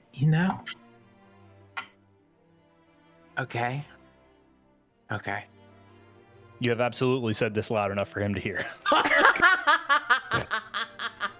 And he goes, right then. I'll see the lot of you hopefully later today, huh? Hugh turns around and looks at him and says, "You're not gonna get us," and he runs out the door. Pongu chases after Q before, but not before putting up Pongu Kiss on the counter and goes after, and it's just like, Q. He Wait! very quickly, you hear him, unwrap it and toss it in his mouth. That's fucking good. For clarity, these aren't the, special treats. These are just kind of the Sure. finesse treats. The Sure. special chocolates. Yeah, The chocolates that don't give temp HP. right. I would like to... no good berries or no good berries or special healing in these particular chocolates. Yes. So I'm running after Q. Does Q leave footprints in the snow, or are you wearing boots, or are you? No, he's barefooting it. But you guys are actually indoors right now. This is Oh, an indoor. Yeah, this is an indoor sort of flea market sort of thing. But Okay. for he doesn't wear shoes. I'm going after Q a guard chasing after Aladdin. Sure. And it's just wait. We have other things to do here. I'm playing hard to get. No, He yeah, ducks- we. He ducks into a corner. Shit. I thaumaturgy my voice. I go, okay, you won. Several people start to look around. You hear music over in the corner stop playing as people are like, "What the fuck was that?" I hide. Oh god. Make a stealth check for me, Q. Oh god, I lost a child. Shit. It's an 8. Okay, we'll just keep that in mind. He's just hiding, but it's behind a very small it's behind a barrel, but the barrel is got two. big Your holes in tail it or is something. flopping out on the other side of the tail's, barrel. flopping on the other side, yeah. I'd like to His try horn to just find sticking up above the barrel. Yeah, Can I find Q? yeah. Make a perception check. God. Roll for hide and seek. 14. 14. Yeah, you're able to. You see his tail flopping out. I go up and I go, all right, Q. We have done the first errand to the best of our abilities, yeah? I would like to treat you to a new experience. Okay. Have you ever gone ice skating? No. Let's No. do it then. You want to try it? I don't I think I've ever seen ice until just the other day. It's not always bad for you. Sometimes it's really quite fun. Sus. I'm just saying. I understand that you've been through a lot, and sometimes it's really good to just do some things for fun and that are just for you. And so, why don't we try some ice skating? Q's different stepdads have taken him out to like get his mind off of things. One took him out to have a long, hard talk, and the other one's taking him ice skating. Yeah, okay, we can go ice skating. Oh, you've already got it. So can we go towards the like ice skating place? Okay, yeah. You actually you leave the night market. You remember where it is. Step back out into the snow and make your way back toward the north end of Mardosta, where you see the cliff with the waterfalls coming over, and you see in the Winter Garden you see several people ice skating, and it's lovely. Is there a place, since Q doesn't have shoes, to rent skates for him? So you mean like Rockefeller Center Yeah. style? Like, okay. So you find there's actually like just a dingy little like Quonset hut sort of situation where somebody is renting skates out. Okay. I would like to pay for whatever is needed for Q's shoes, and then for me, I'd like to use shape water to shape blades onto the bottom of my boots or whatever that I have, to form kind of like ice skate blades. Oi! That's not allowed. You got to rent shoes if you're gonna skate on the Winter Garden. Oh, okay. Got to rent Sorry. skate. Yeah. Fuck's the matter with people? He's Sorry, I'm not from here. mm-hmm. All right, so that's gonna be you see, what size for you? What size for you? You like a 4? Yeah, I got a 4, and he like tosses you some skates that have been like tied together awkwardly. They kind of cut you as they like land in your. They're very very dingy shoes. You're starting to question at this point whether or not this person has a permit to sell skates here in the Winter Garden, or if it's just an opportunist. What about you? He looks down at the number of toes that he has and says, 3. Size I got 3. Oh, you got 3. Let's he see. holds his foot up. 1, 2, 3. 1, 2. All right. Try these, and that'll be 4 gold. Pongu drops it. Does the dad at a wedding thing where he like drops the money off, but there's also like a secret candy, like as a tip. And he's Sure. like, okay, it's time to go. You have to be really careful when you're out there, okay?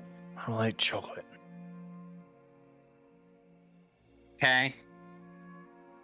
So you've been What on do we ice. do? So you put your shoes on. Do we use these to kill whatever attacks us? You kill the hate in your heart by getting on the ice. You get on the ice. Yeah, after you put on the shoes. I put on the shoes. It's And a then- tight fit. Well, I don't know if you're quite a 3. You're growing kobold. I haven't grown any new toes. Yeah. Pongu's like, shit, I haven't had to take care of a child in forever. It mostly fit. It's like a little wobbly. There's a lot of toe room, but width-wise, his lizard feet are like bulging in these. Yeah. In these skates, but yeah, I mean, you're able to squeeze them on with some grunts and some moans, and then you start making your way to the ice. Okay. Can I get athletics checks from both of you, please? I'm gonna put a hand on Q's shoulder and cast guidance, and you'll see like Pongu's twinkles and his tattoos go off as he does that. Okay. And what was the roll? I'm sorry. You said athletics? Athletics. Yes. Oh dear. Wouldn't be acrobatics? I don't think so. Not for this. 11. 11. Okay. That's a 2. And roll a d4. Add a d4. Oh. That is also a 2. So a total of 4. Okay. So a 4 and a 4, yeah, or a 4 and a 10. Yes. Okay. So Pongu, you take off and you have to like you're wobbly. You have to like hold the side of the like the gate of the fence as you're going around, and you're trying so hard. You're trying so hard to keep yourself upright that you're not paying that much attention to Q. And you look behind you at some point and you hear a scream. And you see Q just basically like tap dancing, just like tat tat tat tat tat with his feet flailing around all over the place. And you see him grab onto this poor woman who passes by him and just drag like her and the child whose hand she's holding to the ice. And so you look behind and there is a pileup of people just crashing in to Q and these people that he have dragged down to the ice with him. I cheat and I like lift off to fly towards them, and I'm just like, oh my god, I'm very sorry. We're learning new experiences every day. All that. Yeah. Oh, you're bleeding. Here's a little healing for you. Don't sue us. Yeah, you see some bumps and some scrapes and some cuts, a little bit of blood trickling onto the ice from the blades. I fly up a little bit, and you see my skin glow, and then I cast Mass Healing Word on the immediate area. Okay. Pongu, as you said, it's supposed to kill the hate in your heart. Does that hurt in the groin area? When you kill the hate in your heart? Well, you can stretch. You might have to stretch later. I don't know about this. I'm a creature of I am the blood of a dragon. Yeah. And I don't think it's an ice dragon. Yeah. You know, the thing is, Q, sometimes we do new experiences, yeah? And sometimes we don't love them, and that's okay. We can just try things and be curious, and that's it. And we can say, this doesn't bring me joy, and we give it back to the universe.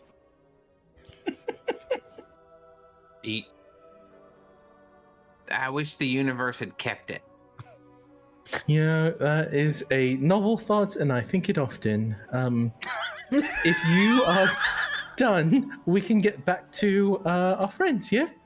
I think I can walk better without these skate Yes, we can take off the knife shoes.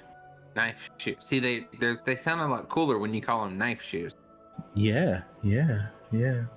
Pongu like tries to help him like take the shoes off without like hurting the crammed foot or whatnot. Or you said it was spacey. Yeah. It's spacey in the toe area, but like width wise, it's crammed in there. His feet are much wider than they are long. Okay. Yeah. Okay. So we tried this, and I appreciate you for trying. Yeah. I'm learning about appreciating trying. Yeah. Appreciating trying is good. Actually, we also should talk about you learning how to lie. What? Why did that come up?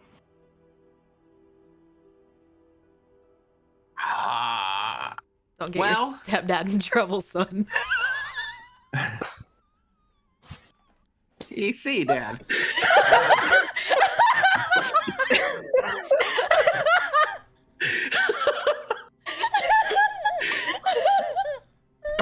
God, I'm. Flashbacks. I don't know how much is Goon. I don't know how much is Goon and how much is Q. But my favorite thing in this series, and it has been since the very first episode, is whenever Q is asked a question that he knows he's going to say the truth to and doesn't want to. It's that Yeah. face. It's like I know the truth is coming. I'm trying to push it down, but it just. I have known Goon for more than a decade. That is also Goon. Yeah. That ain't just you. Yeah. It's not cute. Well, okay. Why? Because Pierce tried to be my mom earlier, and you see, because I killed my mom. Well, I didn't really kill my mom, but I killed the woman pretending to be my mom. You don't really know us, like, from that point. I used to live in a cave with my mom, and then I met these people. Well, first I met the skull that used to be my mom, but pretended to be my mom. Anyway, Pierce was trying to be that skull. No, not the skull, the mom, and wanted me to say goodbye to her or him, but him as her. And it was nice, and he tried, and I tried to tell him that it was nice. Well, it was nice, so I wasn't lying, but it was a very confusing morning, Punk. Yeah. But sometimes it gets us in trouble if I tell the truth too much. And so we get into situations where Pierce lies, and he's really good at it. And it keeps us out of trouble, and it keeps other people out of trouble. And we do good things sometimes when we lie. But then I say things like, we're looking for Scott. And apparently you're not supposed to call him Scott sometimes. Sometimes he's like, not Scott. And that was hard for me. I see. You ever had a not Scott? I have had, yes. Now, I am aware. Yeah. I just am so. Listen, can we get off the ice for a second? Okay. I can't think straight on the ice. I can't stand up straight on the ice. Why could I think straight? You're so good. And I don't think I was born good. But I'm trying really hard to be, but it looks so fucking easy for you. And that pisses me off. And that makes me less good because I'm mad about it. Cause I could tell back there with the knife blade feet that you were being good to me. It sucked. But I want to know how you do it. Pongu takes a really deep breath, and he just kind of takes Q in for a moment and looks around at the people skating around in the immediate area, and just kind of has one of those like really tranquil and calm moments before he opens his mouth and goes, goodness is not something that you just wake up and do or experience naturally. Believe it or not, Q. I think you have to. One works for it every day. You never fully arrive, and quite frankly, goodness is a sliding scale, right? Because sometimes what you perceive as a good action might not necessarily be good for someone else, and so we have to be mindful and consider, how we are affecting and engaging in the world. And so, as you said, while attempting to do good, and came at it from what I assumed as a good place, unfortunately, we made some little bumps and scrapes and bruises on some folks. But, if we mess up at our attempt to do good, we simply try again. We can apologize and try again. Because it's important to try. Trying is important. And because if you don't try, then, well, you say goodness is a sliding scale. So really, when you tried to put me out on the ice, I became sliding scale because I'm a lizard on the ice. yes. And so that's good. It's just trying to put the lizard on the ice, but sometimes the scales slide. You just gotta put the lizard on the ice. Yeah.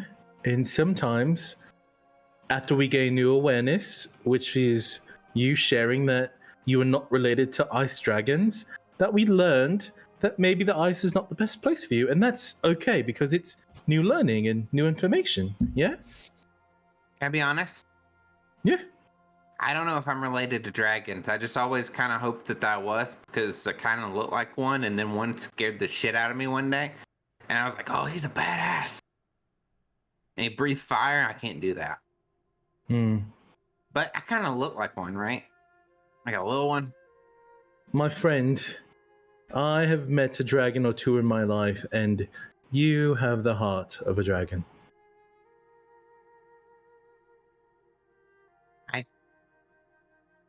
I didn't mean to. He can have it back. I think you will possess this forever. Okay. Also, regarding lying, it's not. I don't want to say lying is not always a bad thing, but I want to say that there is a time and a place for absolute truths and other things. And we all also figure that out. So, I wish you luck on your journey. Should you desire to learn more about how I conduct things, I'm happy to talk about that as well. But either way, I am glad you are learning. So should we go tell the truth now? To who?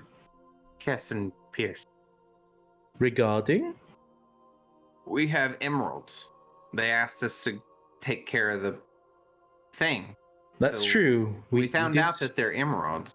Yes, we should go and share with them this news. They're at the library. Do you know how to get there?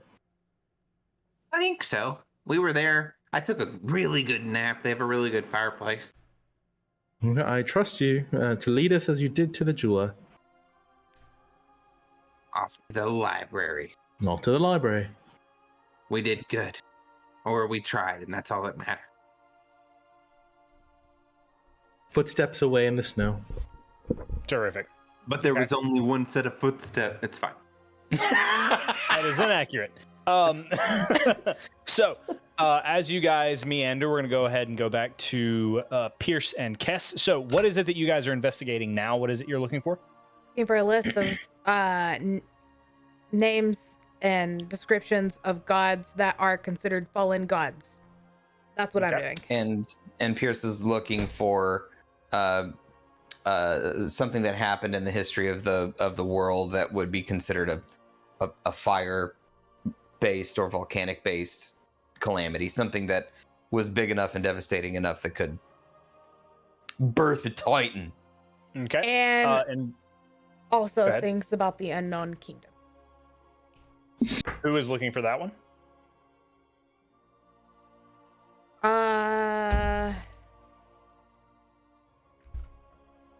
I can I'm do going it. to say that you need to for this next roll. It's about 2 p.m. For this next roll, Okay. you're going to need to pick one. Yeah. You're each going to need to pick one.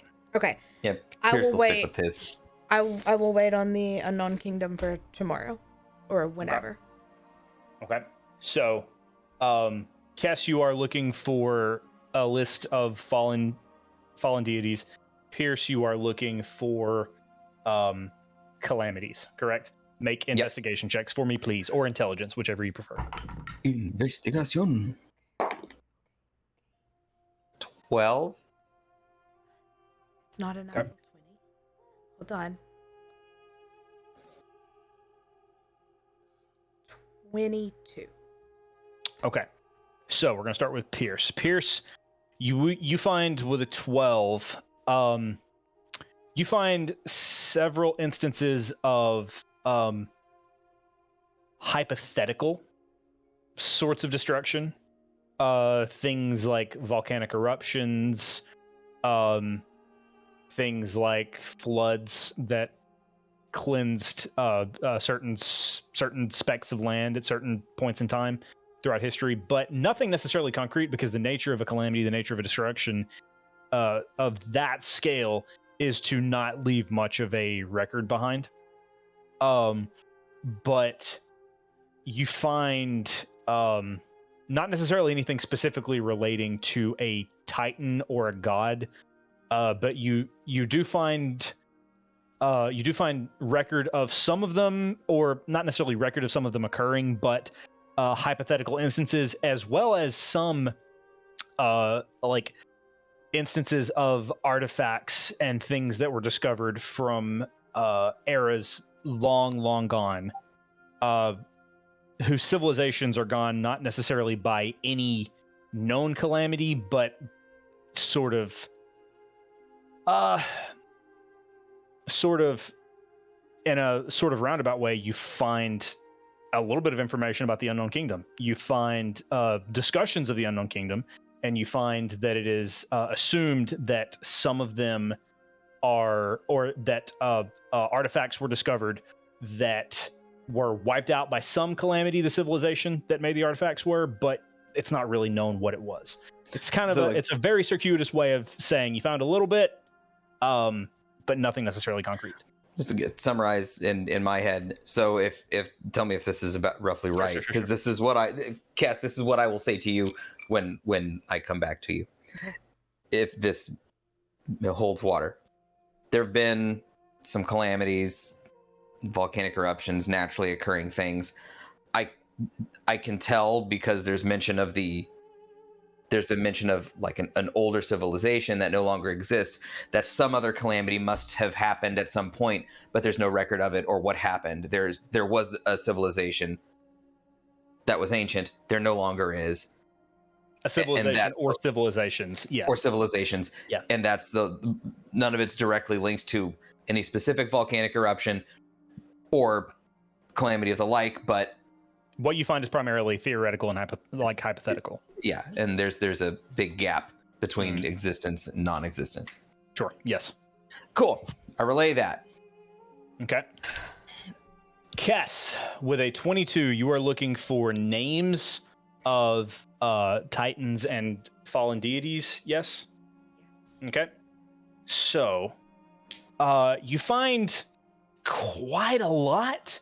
You find a lot of, like, in actually in one of the same books that you already had, Remembered Pantheons, you find there's a small chapter about, ironically, about fallen deities. You find Kaskos, Ancon, a couple of other deities, that nothing that necessarily rings a bell. That there is record of having worshippers, but if there are still currently worshippers of those deities, they are either outlawed in most regions or not plentiful enough to be recorded. As far as other forgotten deities and fallen deities go, you get the vibe with a 22 that it is firmly believed that there are a lot more fallen gods and fallen deities that are not recorded than are, for the very nature of what I just described. Like they could be fallen, but people don't realize that they are, kind of deal? No, it's that they're the nature of a fallen god, and you learn really about what it requires for a god to be fallen in the first place, and that is there's a lot of things, but one of them is loss of worshippers, which in turn leads to loss of recorded history. So you think that those things are perhaps linked in a lot of cases. That's the primary thing that you learn, is that there are seemingly several fallen gods that have, or at least theoretically, could be several fallen gods that have not been recorded for history to know.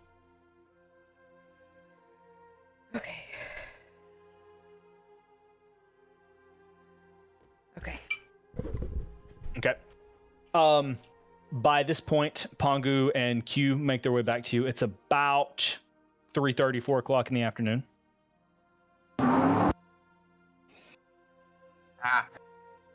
Did you guys find something good?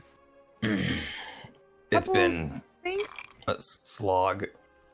How much did you get for the bag of stuff? It's emeralds. Dust. Dust. You didn't sell it?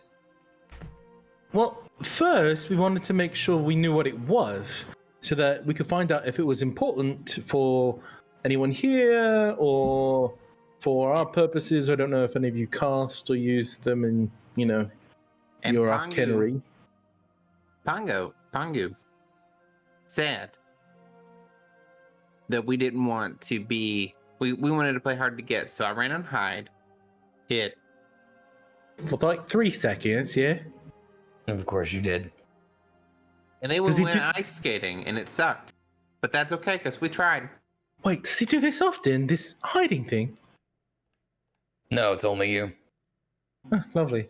Yeah, and we went ice skating and it was fine. And we have emerald powder, but yeah, what about you all? What? He's really good at lying. I hide all the time, but you believed it. Oh. Was that a lie, Pierce? When do you hide? I don't know. I've hidden before. Okay, Wait, did anyway. I lie? Is that how you do it? You just don't Okay. tell the truth? Do we have any need of the emerald dust? Does it do anything other than... I mean, we might as well keep it just in case we need it as a spell component or something later. I don't know. Is there Could I- a gem section here in the library? Could I How use it into my much- bullets? Pongu, this place is enormous. You feel like there's got to be some sort of gym section somewhere. Yes. Okay. He offered us 300 gold. But Wait, I that thought doesn't- we could at least get 200 or 250. You're technically right. And that's fine. Right. You know what? I appreciate you trying. You guys did good. We're gonna keep it. Let's keep it. Good job. Search it too while we're here, unless there's other things you'd like us to look up. Yeah, can you see if I can infuse this into my bullets and make them like super extra awesome? The powder? Yeah, I Sure. want to mix the emerald powder with the gunpowder. If you can let me know if that's very bad and going to explode in my face, or very good and explode in their face. Okay. I think it would make their wounds shiny. I'll take that too, even Yeah. if it leaves a statement. In what? You could be the Emerald Gunman. Ooh, it sounds Here. fancy. Gets lost in thought for a moment.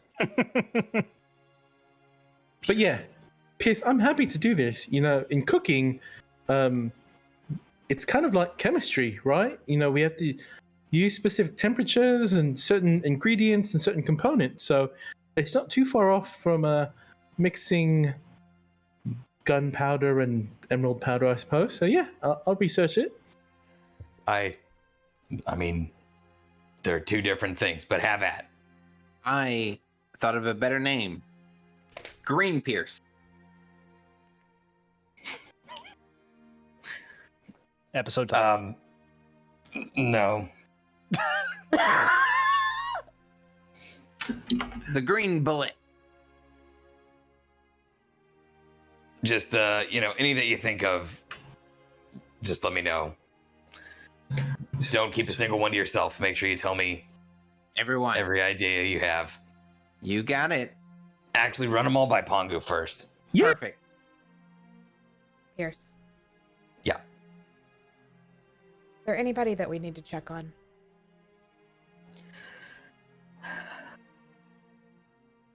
Like, not talk to, but look in on. I mean, half a continent away, we don't know who's alive at Evercrest, but we Okay. can't get there and back before the Nightball. Okay. Your family seems okay. I'm a little worried about what Xanadu's fiance remembers from the night that he died. Is there someone specific you're thinking of? I need to go. I forgot that I needed to get something. But I can, at least I think I can possibly.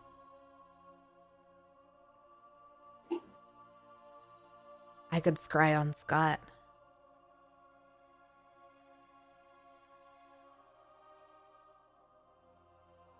Here's green blood. Ugh. I mean, I also want to check on the continent of people. How did? But is this something? How did you not? How is this available to us now? I haven't tried it, so it could not work. But I'm pretty sure that I am strong enough. Okay, if this works, I'm gonna buy you something nice. Okay. Okay. First, I have to go spend 1,000 gold. What the fuck? Yeah. Can you put this on your family account? Yeah. So I'll try. Yeah.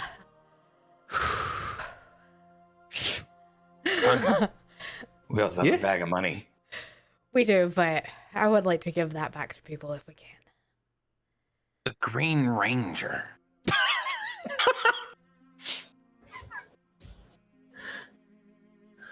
I think you started strong with Emerald Gunman. Kind of fizzled out from there.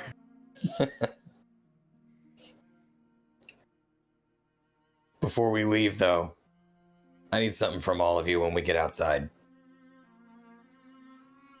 He keeps saying things, and it's like, "Hey, I need something, but we have to go to this other place." And your whole body locks up, like it's going to be a really bad thing. And then he tries to talk to you like you're, like he's your mom. Did I say that out loud? He means metaphorically. Oh, yeah. Yes, Pierce is I wanna- metaphorically my mom. Well- Green mom. Oh. Oh boy. Okay. Okay, where do we need to go for you to scry on Scott? Well, I need to go buy things first to be able to do it, Okay. Night market. and then I just need to go home. Probably the greenhouse would be nice.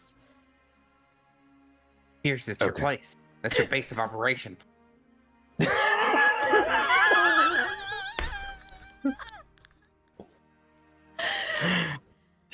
I just got. Okay. Okay. Okay. Let's take what we know. Let's give that a shot. And then, I mean, what's the worst that can happen, right? Yeah. If it doesn't work, we're out 1,000 gold, right? Uh-huh. It's Okay. like betting on Q. That was a sure thing. It was supposed to be a sure thing. Anyway, okay. Next Meet time. me outside. Meet me outside of the library. Pierce Oh. walks out the front door. Are we going? Are we now? Okay. I go to check out the books that I have. So I can I read. walk out the library. Pangu? Is that? I would probably ask to see if I could get books on gems and stuff that I can pick up later. Okay. You would ask for that, you said? Yes. Okay. So yeah, the librarian sort of points you in the right direction, and pretty quickly you're able to find a book called, just about spell gems and spell components and things like that. Pretty quickly you're able to find that. Okay. So I'll check that out too if I can. Okay.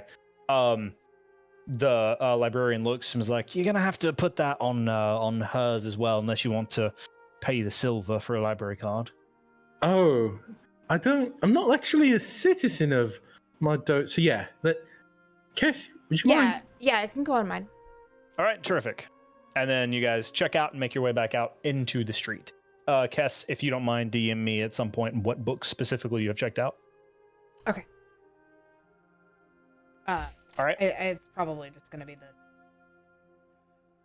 Sure thing. remembered All right, pantheons. Where are you guys headed? So when they come out, Pierce has the hat and he's like twirling it around his finger, the one that he just bought, his new hat. Is all right. So the first hat that I wore when I met you, that was from the Bounty Hunters Guild. I lost that to the fucked up life water. The second hat was a gift from a friend, and I said goodbye to it earlier. Now, this hat doesn't mean shit. I just bought this off some schmuck. But it's gonna. So I want you all to punch or kick this hat. And you can swear, you can think of something that pisses you off, but you take it out on this hat. I want you to beat it up. Pierce throws the hat in the ground and he's like, Q, you're up. What pisses you off? Well, first of all, we'll get to that. I don't know. A lot of things recently, you know? Someone pretended to be someone who they weren't, and they said a lot of dumb things, and they gave me powers and then left, and then wanted to manipulate me, and then I killed them. That pisses me off. I can't lie, and that pisses me off. I don't think I should be able to lie, and lying is bad, but for some reason I want to be able to do it. And that pisses me off. So I also don't understand why you're telling me to hit a hat. And that pisses me off because I think it's a human thing, and I don't get it. So Good. I'm going to hit this hat really fucking hard because you told me to, Mom. I mean, Pierce. Take it out on the hat. And Q takes his red ring and tries to summon the most strong version of the bone club that he used to do. Mm-hmm. And does something happen, Zach? It does. Yes. Okay. Would you like to describe what happens? Yeah. So instead of the bone club, just what looks like the spinal column of an entire beast just begins to grow out of his hand, and at the very end, this just giant glowing rock, like golden rock, forms at the end of the spinal column, and it's just this big fucking hammer. And Q takes it and just slams it down on the fucking hat. Okay, roll the hit. Oh, that's a thing.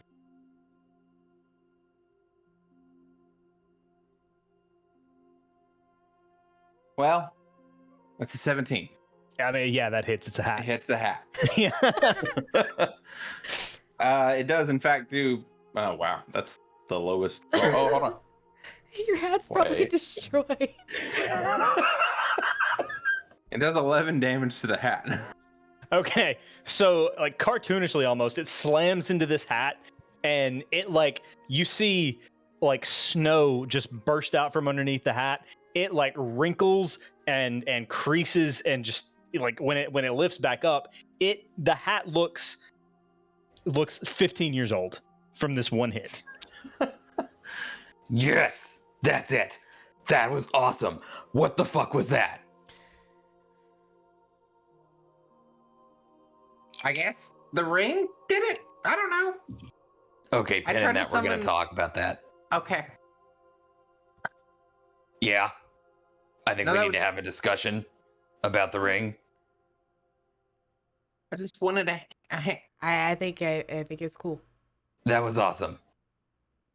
Kess, you're up. What pisses you off?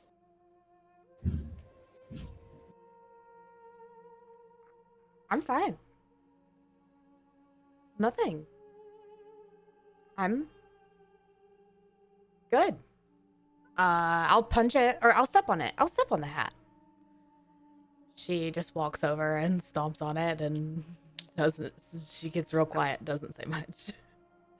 Inside check. Okay. Insight, and then roll your choice of charisma roll. Yeah, Pierce is also insight checking. 13. It's a dirty 20. Versus? I rolled a 2, so it's like a 5. All right. Is Kess actually pissed off? She definitely has things that make her mad. But she doesn't even really know what they are. I feel like she's repressed a lot of stuff. So she does believe she's fine. Pierce walks up to her. That wasn't bad. But what about the years of people overlooking you, taking you for granted, people not listening to you, not taking you seriously? I see the way that you look at people around here, and you deserve fucking better than that. And sometimes you don't want to kill him because you're not a terrible person, but sometimes you want to punch him in the face. Am I wrong?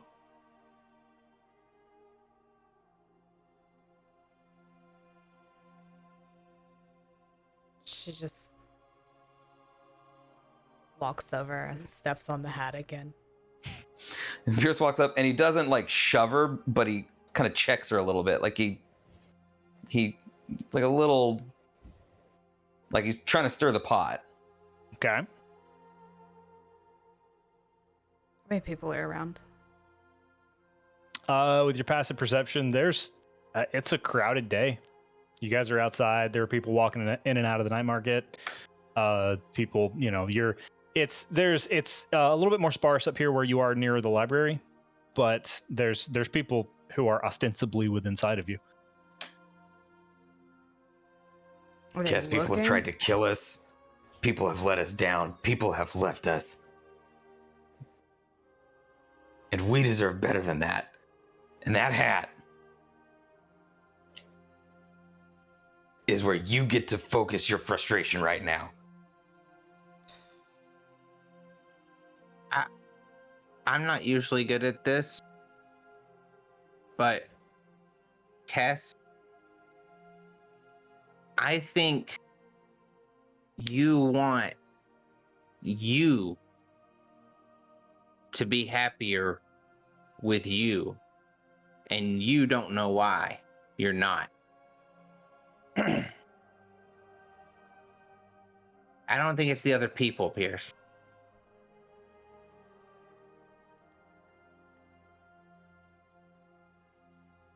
She just walks away. Yeah, I was wrong. I'm sorry. Give her a minute. She technically stepped on the hat. Twice. You want me to hit it again Pongu. with a hammer? Nope. You know what? You did great. That was a 5-star attempt first time out. Pierce looks over at Pongu before addressing him. What does Pongu look like? Currently, Pongu is. Well, let me backtrack. Up until this point, Pongu has been very silent. He just kind of was taking in what Q did and what Kess did, and as Pierce addresses him, Pongu's looking down, but if you look at the bottom of his face, you can see streams of tears just like pouring from his face, and he looks up at Pierce, and in that moment, you see that Pongu's eyes have gone full white.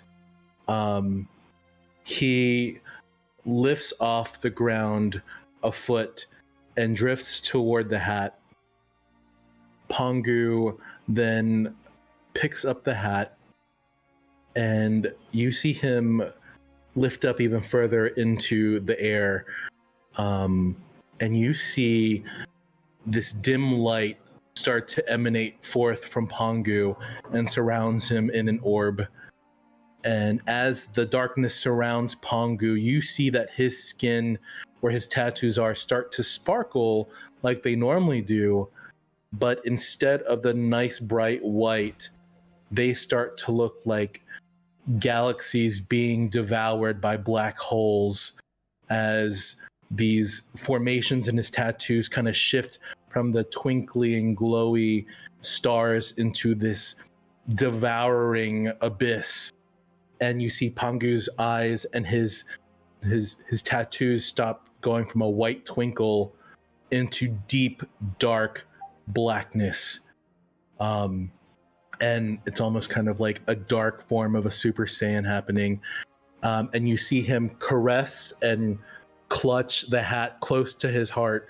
And as he does this, his wings fully sprout from behind him. You've only seen him do this once to hide Kess from while she was changing. And you see his wings fully extend, his dragon-like fey wings.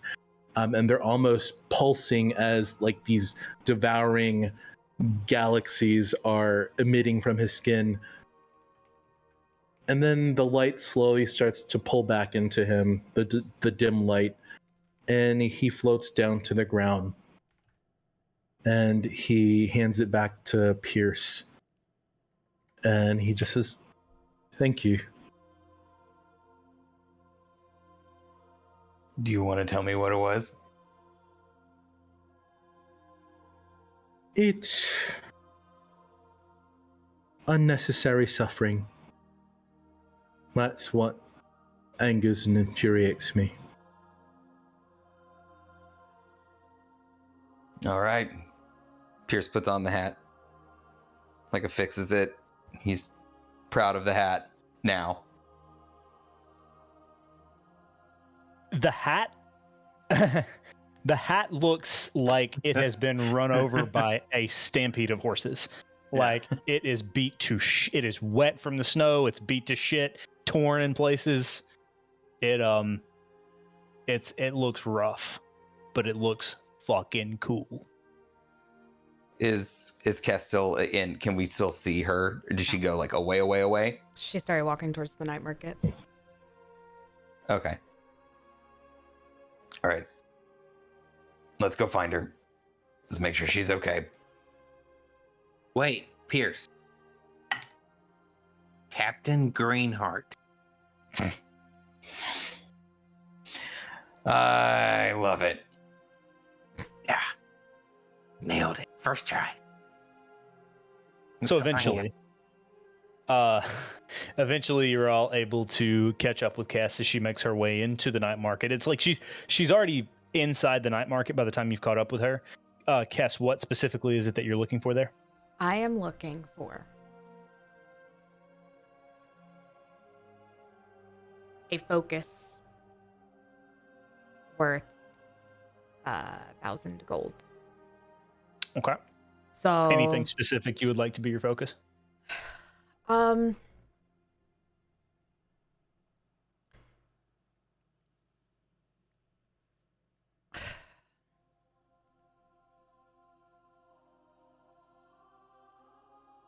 don't know.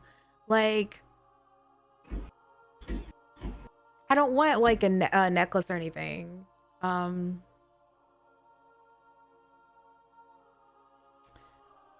there any like items that I could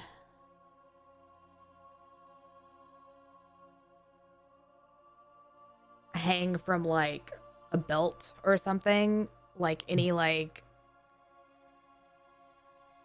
I'm looking for something flame related.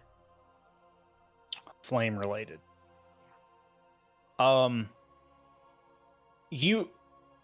You know of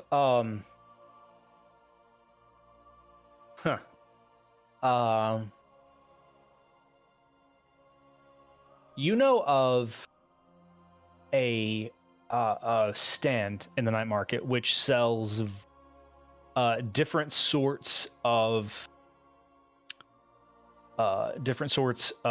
elemental stone, and rocks, and in some cases diamonds and obsidian, amethyst, some of which are forged in, at least theoretically, forged in volcanoes and in natural, like earthly fire.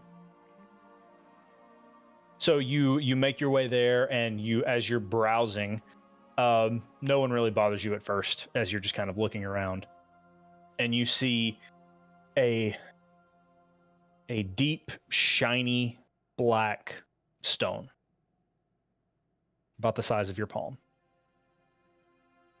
and it feels on the inside. It's pockmarked. It's smooth on the outside, but on the inside, it looks pockmarked and filled with gaps and cavities and just rough element. But on the outside, it seems smooth. You think that perhaps you would be able to put it on something that would affix to a belt. Is it like a circle, or is it just like a an rock, oval. just like a oval like stone? Mhm. How much is it? You call the shopkeep over there. Oh, that'll be about 1,200 gold. What is it? That. Huh. You're making me go deep into the lore stuff. There's lore. Lore. Y'all know how I feel about lore. Wait, we're thirsty for lore. Lore. That was forged deep in the shelves, deep in the heart of Ledgeview, on the Dorvan Mountains on the border of Vendria. Mined 200 years ago or more.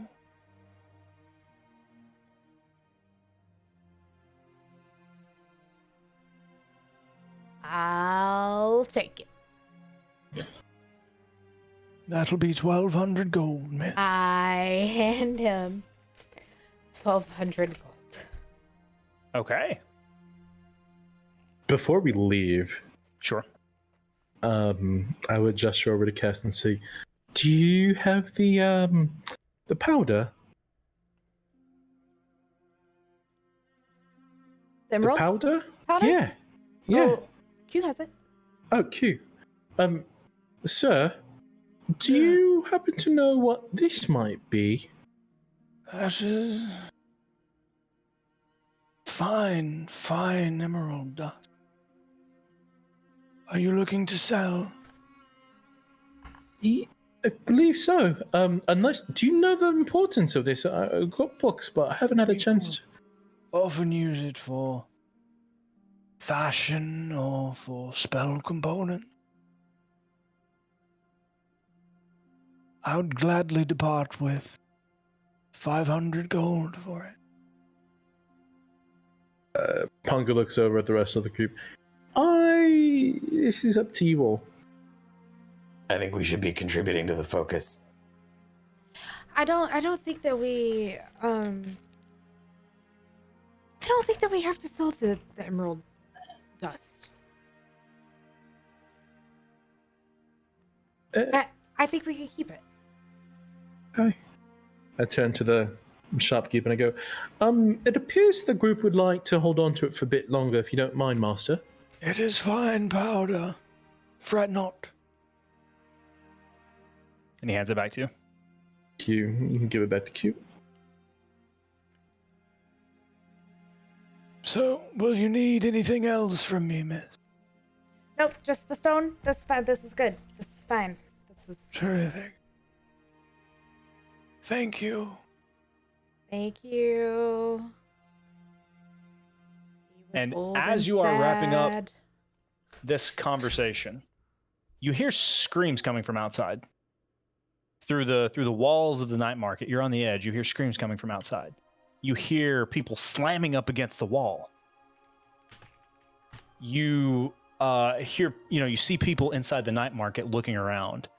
And then eventually you hear like choruses upon choruses of gasps that seem to be moving in your direction toward the back of the night market. And you look up. Kess, Pierce, Q. The three of you recognize these wispy figures without faces that are soaring toward you, hovering in the air. And they don't have a gaze, but they're flying directly in your direction. I need you all to roll initiative. People are dodging out of the way. They are largely ignoring them, but the three of you, without question, recognize them from the very first time you met each other, the day of the wave in Evercrest. I haven't seen any of this yet. You have not seen these. You see these coming in. Okay. You do not recognize them. They rolled real bad initiative though. So did I. Can't be as bad as me. It really can. I got 17. 13. 5. 10.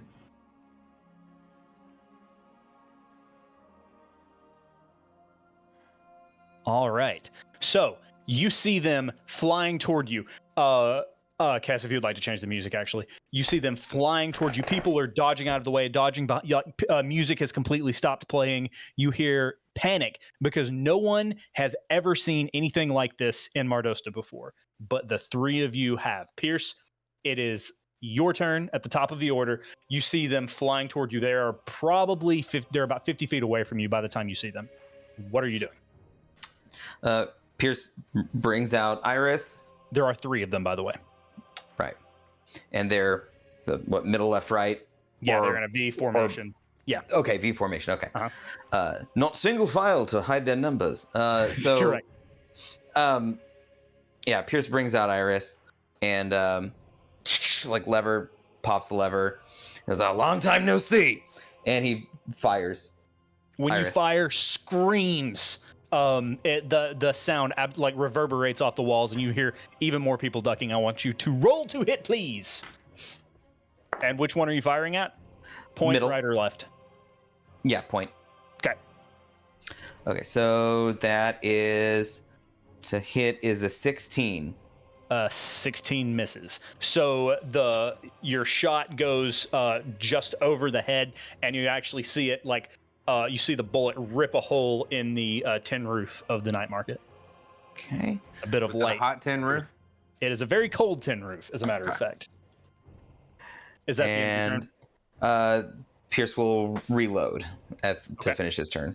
Okay, terrific. And you're going to stay where you are? Yep. Q, you're up. Okay. Okay. Is there one that seems to be bigger or in the lead? There is one that is very clearly in the lead. It's the one that's in the point, but they all appear to be roughly the same size. How far away are they? They are, at this point, 50 feet away from you. 50 feet. Okay. Q would like to run towards them Okay.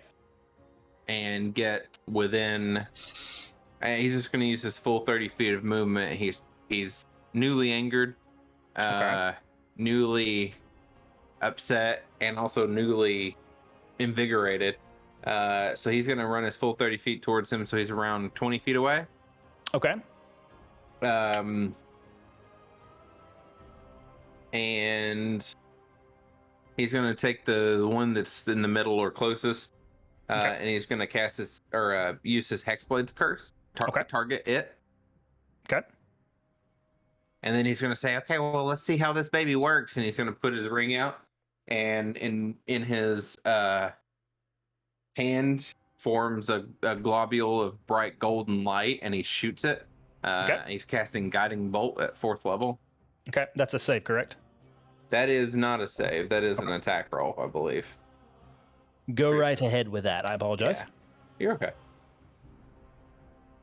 And that's a 27 That's going to hit. to hit, and that is 76 radiant damage. Okay. plus 4 extra because I Hexblade cursed him. How much radiant damage? So 7d6. So Okay. 29 plus 4. So 29 radiant damage and an extra 4 damage. Okay. Yeah. So as this bolt of golden energy slams into the faceless creature in front of you, you see gold sort of encapsulate its entire body, and it completely evaporates, and this fog raises into the ceiling. You are down 1. Okay. That was a big hit. Perfect. Holy shit. It works, guys. It All right. works. Is that the end of your turn, Q? It's the end of my turn. Pongu, you're up. I would like to turn to whoever's in earshot and go, do you know what those things are? They're clearly aggressing, so... And anyone? Shut up and kill him. What? Pongu lifts up into the sky, and he turns on his starry form, and you see his tattoos go into a chalice formation as his bonus action. And as his action, he's going to... Before you do this, because again, this is technically against Pongu's better nature, would he feel like they're a threatening force? I know that they've shot at these things, but like, would he feel like they're going to cause harm? What's your passive insight? Insight. I have wisdom, int, and whiz. My Insight's the third one. 19. Oh, sorry. 19. Yeah, they ain't here to make friends. Okay. They are threatening. Yes. So Pongu's going to do that, and actually, yeah, he's gonna hold his action until one of his team members gets hit or something. Okay. And if they do get hit, he would like to. Can I hold my action to cast a heal if that happens? Yes, absolutely. What specific spell are you wanting to trigger? I'm gonna do if someone's at least within distance of me, I'm gonna cast Healing Word on them. So Okay, and that has a distance of what? 60 feet. Okay, yeah. Right now, they are all within 60 feet of you. Okay. Okay. And then I end my turn. All right, terrific. Kess, you're up. And the monsters are on deck. How far away are they? From you, there are 50 feet. Okay. She readies herself. People still screaming all over. Sorry, go ahead. She readies herself and start to see wind just blowing around her. Okay. And I cast Summon Elemental. Okay. So it can appear within 90 feet of my range. Okay. We're gonna go air. It can fly. Okay. And which one looks the worst? Well, one of them is dead. The other two have not been hit yet.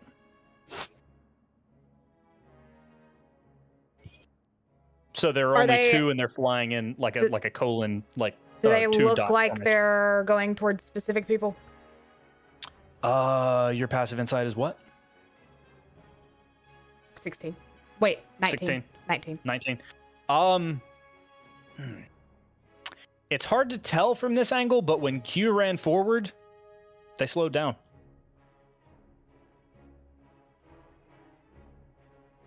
Like they were. Okay, I hit the one on the right. All right. The elemental pops into the space at the one on the right and makes two. Well, that's the end of my turn, and then the elemental goes after me. Sure. Okay. All right. So, And the elemental has 2 actions, right? So go ahead. multi attack. First is what is this to hit? For the elemental, do you not have that card? I have it, but I don't know what it.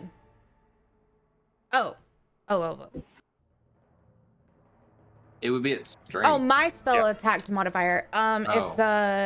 It's a 18. 18 hits. Okay. Sorry. I'm stressed. That's fine. That's fine. Takes 10 points of bludgeoning damage. Okay. Okay. And it hits again. For a 15? 15 misses. Okay. Okay. Is that the end of the elemental's turn? It's. Yeah, I mean, I guess it's right there. It's gonna keep it like Sure. yeah. For clarity, because I just kind of gave what you summoned the elemental directly into melee range. Yes. Okay. All right, that's fine.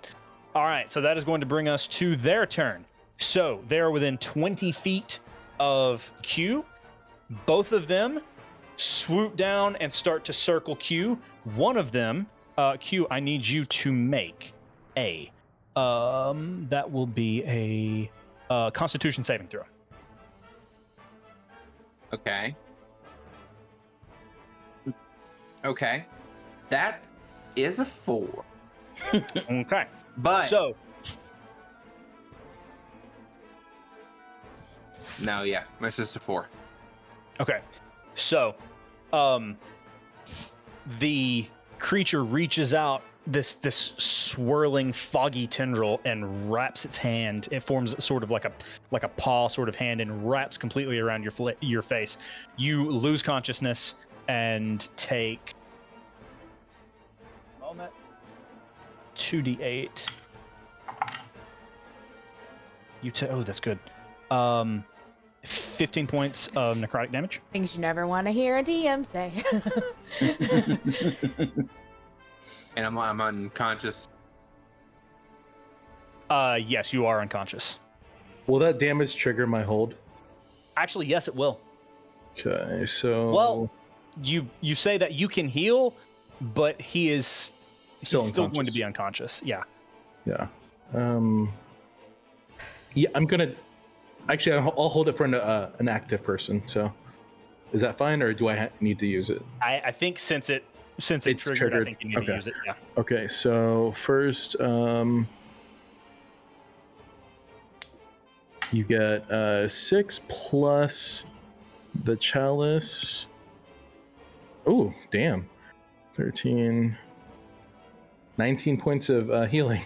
Oh wow, I'm back up.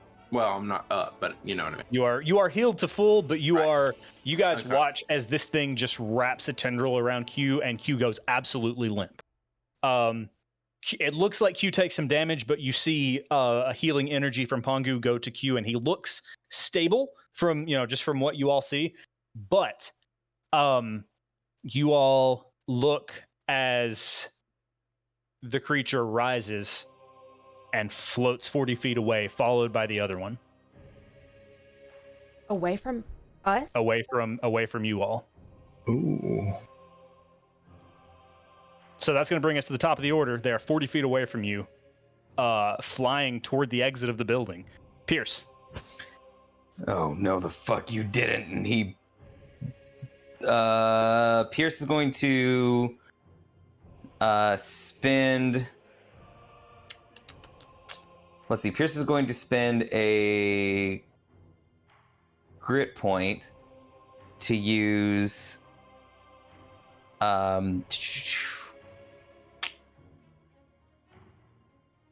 Extra attack. Okay. So I'm gonna fire twice, for lack of a. Okay. And that brings your misfire up to 4, correct? Yes. Okay. Okay. So, first shot is 20 to hit. That hits. Okay. And that. Do I roll damage for that now? Yes. Go ahead. Okay. Okay. So that is 26 damage. Okay. 26. What type of damage? Is that piercing damage? Yes. All right, cool. So yeah, you see as the bullet just pierces this thing's face, and it's not blood, but some sort of it's almost like fog seeps out of the face of this creature from the bullet wound. It looks not good. It seems to slow down, but it sort of like spins around, and that's how you still holding Q. It spins around, still moving as it is fleeing. And you said you have one more shot. Yeah, with using the grip point, he's gonna do, like a reload. Quick reload. Yeah. Quick reload, like cocks it as fast as he can, fires at the same monster, and that is a 19 to hit on that one. Also hits. Same monster Okay. you said. Same one, and that damage total is 15. 15. Okay. So you watch as like one bullet pierces and then another bullet pierces side by side. The creature dissipates, and as I described a minute ago, it looks like it evaporates into the ceiling. Q is dropped. Q, you are unconscious, so you do not feel this, but you start to fall to the ground. You all watch as Q starts to fall, and then the creature that was beside reaches out and grabs Q again. And Q, because you're unconscious, unfortunately, you can't save.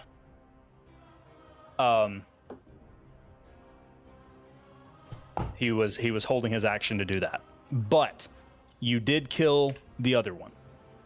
So there's one left, and it's holding Q. It's currently holding Q and still fleeing. Is that the end of your turn, Pierce?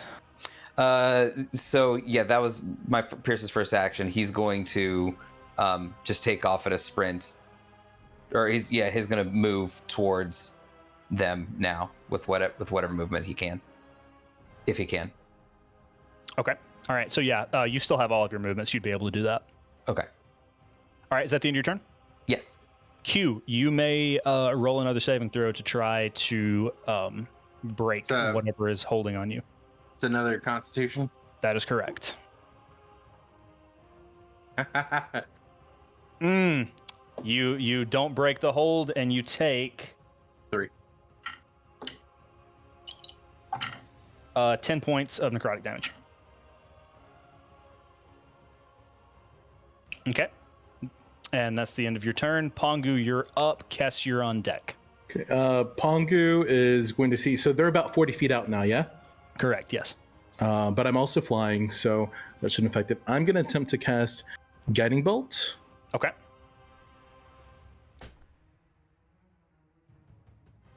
Uh, 13. 13 misses. Okay. And then I am going to use my movement to fly closer to chase after in the sky, which is about 30 feet towards Okay. them. So yeah, you're able to get almost within melee range. Okay. Very, and, very, very close. and I'll end my turn. Okay. Kess, you're up with your elemental on deck. Okay. She's pissed. Oh, so this is what does it.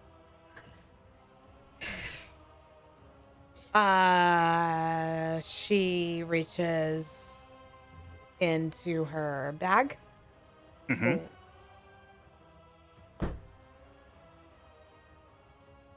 Yeah, she does it. She reaches into her bag and casts Animate Essence. Okay. On And specifically what? What type of liquid?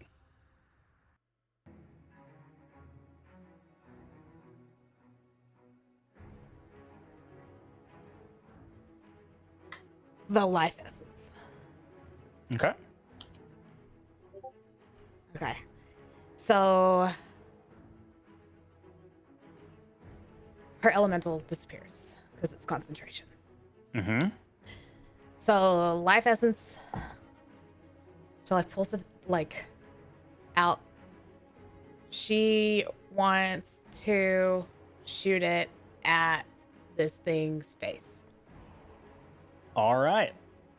So, all of you look as Kess doing something that you've seen her do before, but not quite with this type of liquid.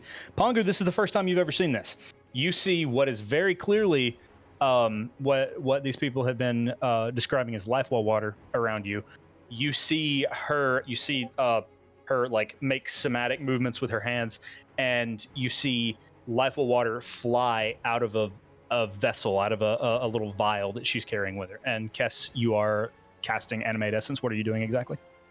Wanting to shoot the I'm aiming for whatever would be the mouth of this thing. It does not have a mouth. I know. Okay. It doesn't have one, but it kind of has like a weird face, but not a face. It's just a shadowy thing. Kess, just so you know, you are not. This has a 25-foot radius. Have you moved toward this thing at all? I would have used Because my it is- movement to my full movement to get up there. Okay. Sorry. I would say with Sorry. your full movement, which is 30. 30 feet. Yeah, I'd say you'd be able to get right within range. So yes, you are trying to shoot at this thing. So that is going to be a dex saving throw on his part.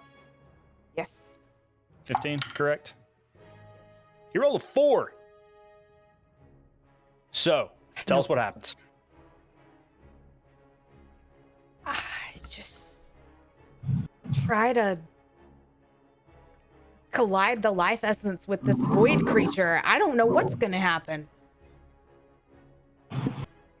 Okay. So read as written. I mean, I wanted to ingest it, but I mean, if you could put things through it, it would go into its body. This creature does not require food or water. It does not have a mouth. And this essence can only do damage if it is ingested somehow, this particular essence. Okay. So, as it flies toward it, it like bounces off of the creature, and there is a moment of recognition when they look at it and they look at you.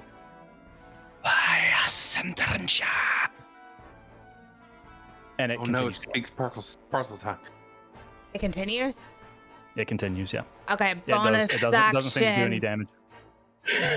Bonus action, eagle. Eagle, okay. All right. So you are an Okay. eagle. Your elemental is gone. Is that the end of your turn? Yep. You are now within 25 feet of the creature. It is its turn, and it is going to take its full movement to fly 60 feet. And that is going to bring it probably within 50 feet of the entrance of this building. Okay. And that is the end of its turn. Just let's see. That's going to bring us to the top of the order. Pierce with Q on deck. So, move and reload. Would that still allow me an attack after that? Move and reload. Yeah, to make sure I'm in range. I think reload is an action with Okay, Iris, reload correct? is an action. Is that correct? You can correct me if I'm wrong. I believe so. It's One action reload. Yeah. Yeah. And okay, so how far away are they from me at this point then? At this point, they've traveled 60 feet. Previously, you said you had moved your full movement closer. Mm-hmm. So they... Oh, no. I clicked off the page. Let's see. 60 feet. You traveled 60 feet. You moved 30 feet. They're 40 feet away from you. Oh, okay, good. Yeah, that's well within If within you use your gun full and movement, they're 40 range. feet away from you. Right, yeah. Okay. So then Pierce is going to, since not going to move, but Pierce will take knee and reload for his first action. Okay. And second action is going to use his second grit point for disarming shot. Okay, so you have 2 attacks per action, but only 1 action. And reload takes a full action. And reload takes a full action. Okay. Sorry, I know that's confusing. No. Thank you Am for I that. wrong, Goon? You have a I thought? don't know. I've never played a gunslinger, but I thought it took one of the attack. So, But I've never played a gunslinger. like read as written, it says to reload with this particular weapon because Okay, so it's a it's big weapon based. Yeah. Okay. With the pistols you can reload as a Right. bonus action, I think, but with this one it takes a full action to reload. Okay, so we're within 40 feet. We've reloaded. He knows what he's going to do next. I think that's all I can do. Okay. You are a fighter. You have that action surge if you wanted to take another action once That per is short correct. rest. Okay, yeah, then we can do that. We'll use. That's right. Yep, action surge. Mhm. To use my second grit point for disarming shot with the intent of, on a hit, the creature takes damage and must succeed a strength saving throw Okay. or drop one held object of my choice, which would be Q. Okay. Very cool. So go ahead and roll the hit on that. Okay. Are you using a grit point, or are you just? Yeah, that's my second. Okay. Yeah, that's my second grit point. So my misfire is 4. Yeah. Right. Okay. That is a 27 to hit. Oh, wow. 27 hits and hits hard. Damn. Okay. And they have to make a strength saving throw. They rolled a natural 2. Yeah, they drop Q. So Q is Okay. unconscious, but you see Q fall to the floor. Okay, Which- great. So the Does he take damage from the fall? You're not that high up. It's only like 20 feet. Like it's not that big of a fall. I'm not gonna make you take damage for that.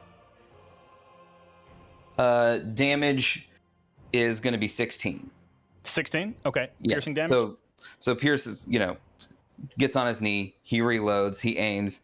He goes, "Get away from him, you bastard!" and fires and knocks Q out of the.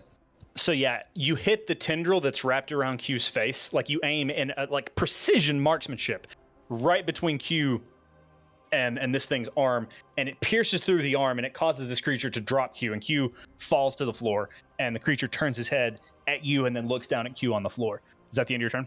Yep, that is the end of my turn. All right, that's going to bring us to Q. Who needs to make a Constitution save again? Actually, no, you're not gripped. You're just unconscious. Oh, Yeah. okay. He was doing. I thought that was to wake up. Okay. Actually, yes, I'll allow that. That makes sense to me. So yeah, go ahead and make a con save to see if you can wake up. Wake up! Hold on. Okay, I want to do this time. He rolled a 5, but I have a feature called Favored by Gods, and I can add to my roll. But because he's been rolling so shitty, I want to give him a shot. So he rolled an 8 now. Okay. Not quite enough. Not quite enough to wake up. Yeah. You feel like in your unconscious state, you feel the ring like trying to heat up a little bit, but it's nothing to no avail. So that's going to bring us to Pongu with Cass on deck. So I would like to use my movement to fly 30 feet further, closer towards the creature and Q. I'm only about 20 feet from it now, or less, or That's correct. Yes. okay. And then as an action, I'm going to. You'll see lights kind of starlight emit from Pongu, and what I want to do, or what I imagine doing, is Pongu's going to summon 2 spirit guardians to kind of form a triad formation around this creature. And you'll see from Pongu, you just see 3 starlights, Pongu and the 2 creatures floating in the sky. And so casting spirit guardians at this level. So now when the creature starts its turn in this space, 1, the creature's movement is affected, and 2, it also takes 3d8 radiant damage as well. Does that make sense? It does. Okay, go ahead and roll out that damage. And what is the effect on that causes it to be its movement to be affected? It just says when you cast this, you can designate any number of creatures you can see to be unaffected by it. An affected creature's speed is halved in the area. Okay. When the creature enters for the first time or on a turn starts it there, it must make a wisdom saving throw. Okay. So it can take a wisdom saving throw. On a failed save, it'll take the damage that I rolled. Otherwise, it'll be halved. Okay, a wisdom save is going to be for them 16. My save DC is 17. Okay, so that fails. So it takes the full damage of 30 radiant on this creature. So yeah.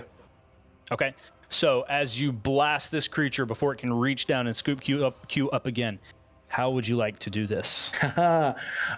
So I imagine you see these two summoned guardians appear on either side of this creature that he still doesn't know what it is, but he is feeling very defensive. He had his, stepdad skating moment, just a few hours earlier. So he goes, "You will not harm this child or do whatever you were planning to do." And you just see blinding white light fill the sky, even though it's day, like early evening, right? Yeah. Or late day. And you see this blinding light. And then the light kind of just fades back into Pongu, and the two images kind of shimmer away and disappear. So, as you see this searing light, you have to blink and look away and just shield your eyes from the searing light from Pongu as this creature just expands and disappears and evaporates into the ceiling. And when the light fades, Q is lying on the floor. People have ceased screaming, but there's now that horrified silence that follows witnessing something that is absolutely unimaginable. As everyone looks, you can hear the crackle of fire roaring, cooking food in the night market. This place that was so joyful previously is now stunned and looking on the four of you. And that's where we're going to end tonight's episode. One of these days, Q's going to be awake at the end of the episode. Someday. Oh, He was a sleepy little baby. Aww. He's got to have his nap time, man. He's gonna. He's big on nappies. Who's not? Mhm. Nappies are best. That was a fun one, guys. That was a fun fight, too. I love that he guiding bolt one shot a motherfucker, murked Yeah. the guy, and Yeah. then immediately just died. Just was out of the battle. Yeah. It was like he It's got fine, to be guys, I badass got for like this. a minute. Every time there's some sort of like spectral or elemental, like my natural thought is like, this gun is going to do shit, isn't going to do shit. Yeah. And so that's always my, You fucked them up. yeah, but it worked out. It quite worked out. And that was something you guys haven't seen in a while. No, that's been. No. I don't like that. We haven't seen them since Sci-Hoff. Since Listen, before that, really? I don't wait, well, no, wait, we did. That's right. We saw them in 'Cause they Sci-Hoff. were- Augustus Yeah, and well, no, Augustus and Q fought them in the dungeon. Wait, was that? That was them.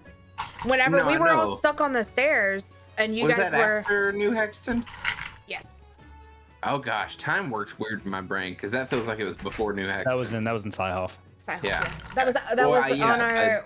Those whenever- things feel different time in my Yeah. brain. Yeah. Hi. Well, guys, thank you so much for joining us on this fine evening, this session 34 of the Secret Adventure Society. We hope you enjoyed yourself. Our next session will be whatever 2 weeks from today is. It'll be in November. Fuck, that's November weird. November. Weird. Isn't that weird? Happy Halloween! Yes, happy Halloween. Let's see. Yeah, Halloween. we've only got, I think, 5 more episodes, maybe 4 after this one left in 2021, which is odd. That's crazy. It's wild. That's weird. So, as I said, we hope you enjoyed yourself. If you want to catch up on anything you missed of tonight's session, you can, of course, watch the VOD, which will be available immediately, or the YouTube video, which will be available on Friday. Don't forget to read Brenna's wonderful recap, which I cannot wait for this one. Let's see, what else? YouTube, You know- podcast, all the fun stuff. If only Brenna cared anything about vampires. Follow our Like she just cast. doesn't like them. She just doesn't care. She doesn't like the vampires, Just- yeah. Yeah. It's just not her thing. A joke, that is, because Brenna cares about vampires very much. She does. She very much So, does. unless anyone has anything else they would like to add, please take care of yourselves. Do something nice for yourself and something nice for somebody else. You And son we of a will- bitch! It's because it's because I wore my Strahd shirt. You. That's what happened. I summoned them. You don't know what they are. You're on a vampire I thought that's stream, what they man. were. No, those are not vampires. Listen, I have them. Listen, misty things. They are misty. They're void. Like, They're not What? vampires. I thought they were mist. Vampires turn into mist in this world. you know that they are not like you've encountered a vampire. You know that these are not vampires. Oh, I thought they were Yeah. void creatures. I thought they were vampires. I'm not because exactly sure vampires what they turn are. into mist. Void Pillow shadows. monsters. Pillow You- monsters. All you can tell is they are these shadowy, misty like creatures that have the appearance of a face and facial features, but no face itself. Child snatchers. Well, Invasion that's of the Q what Snatchers. they are now, child snatchers. Why did they want Q? Because we've been bad parents.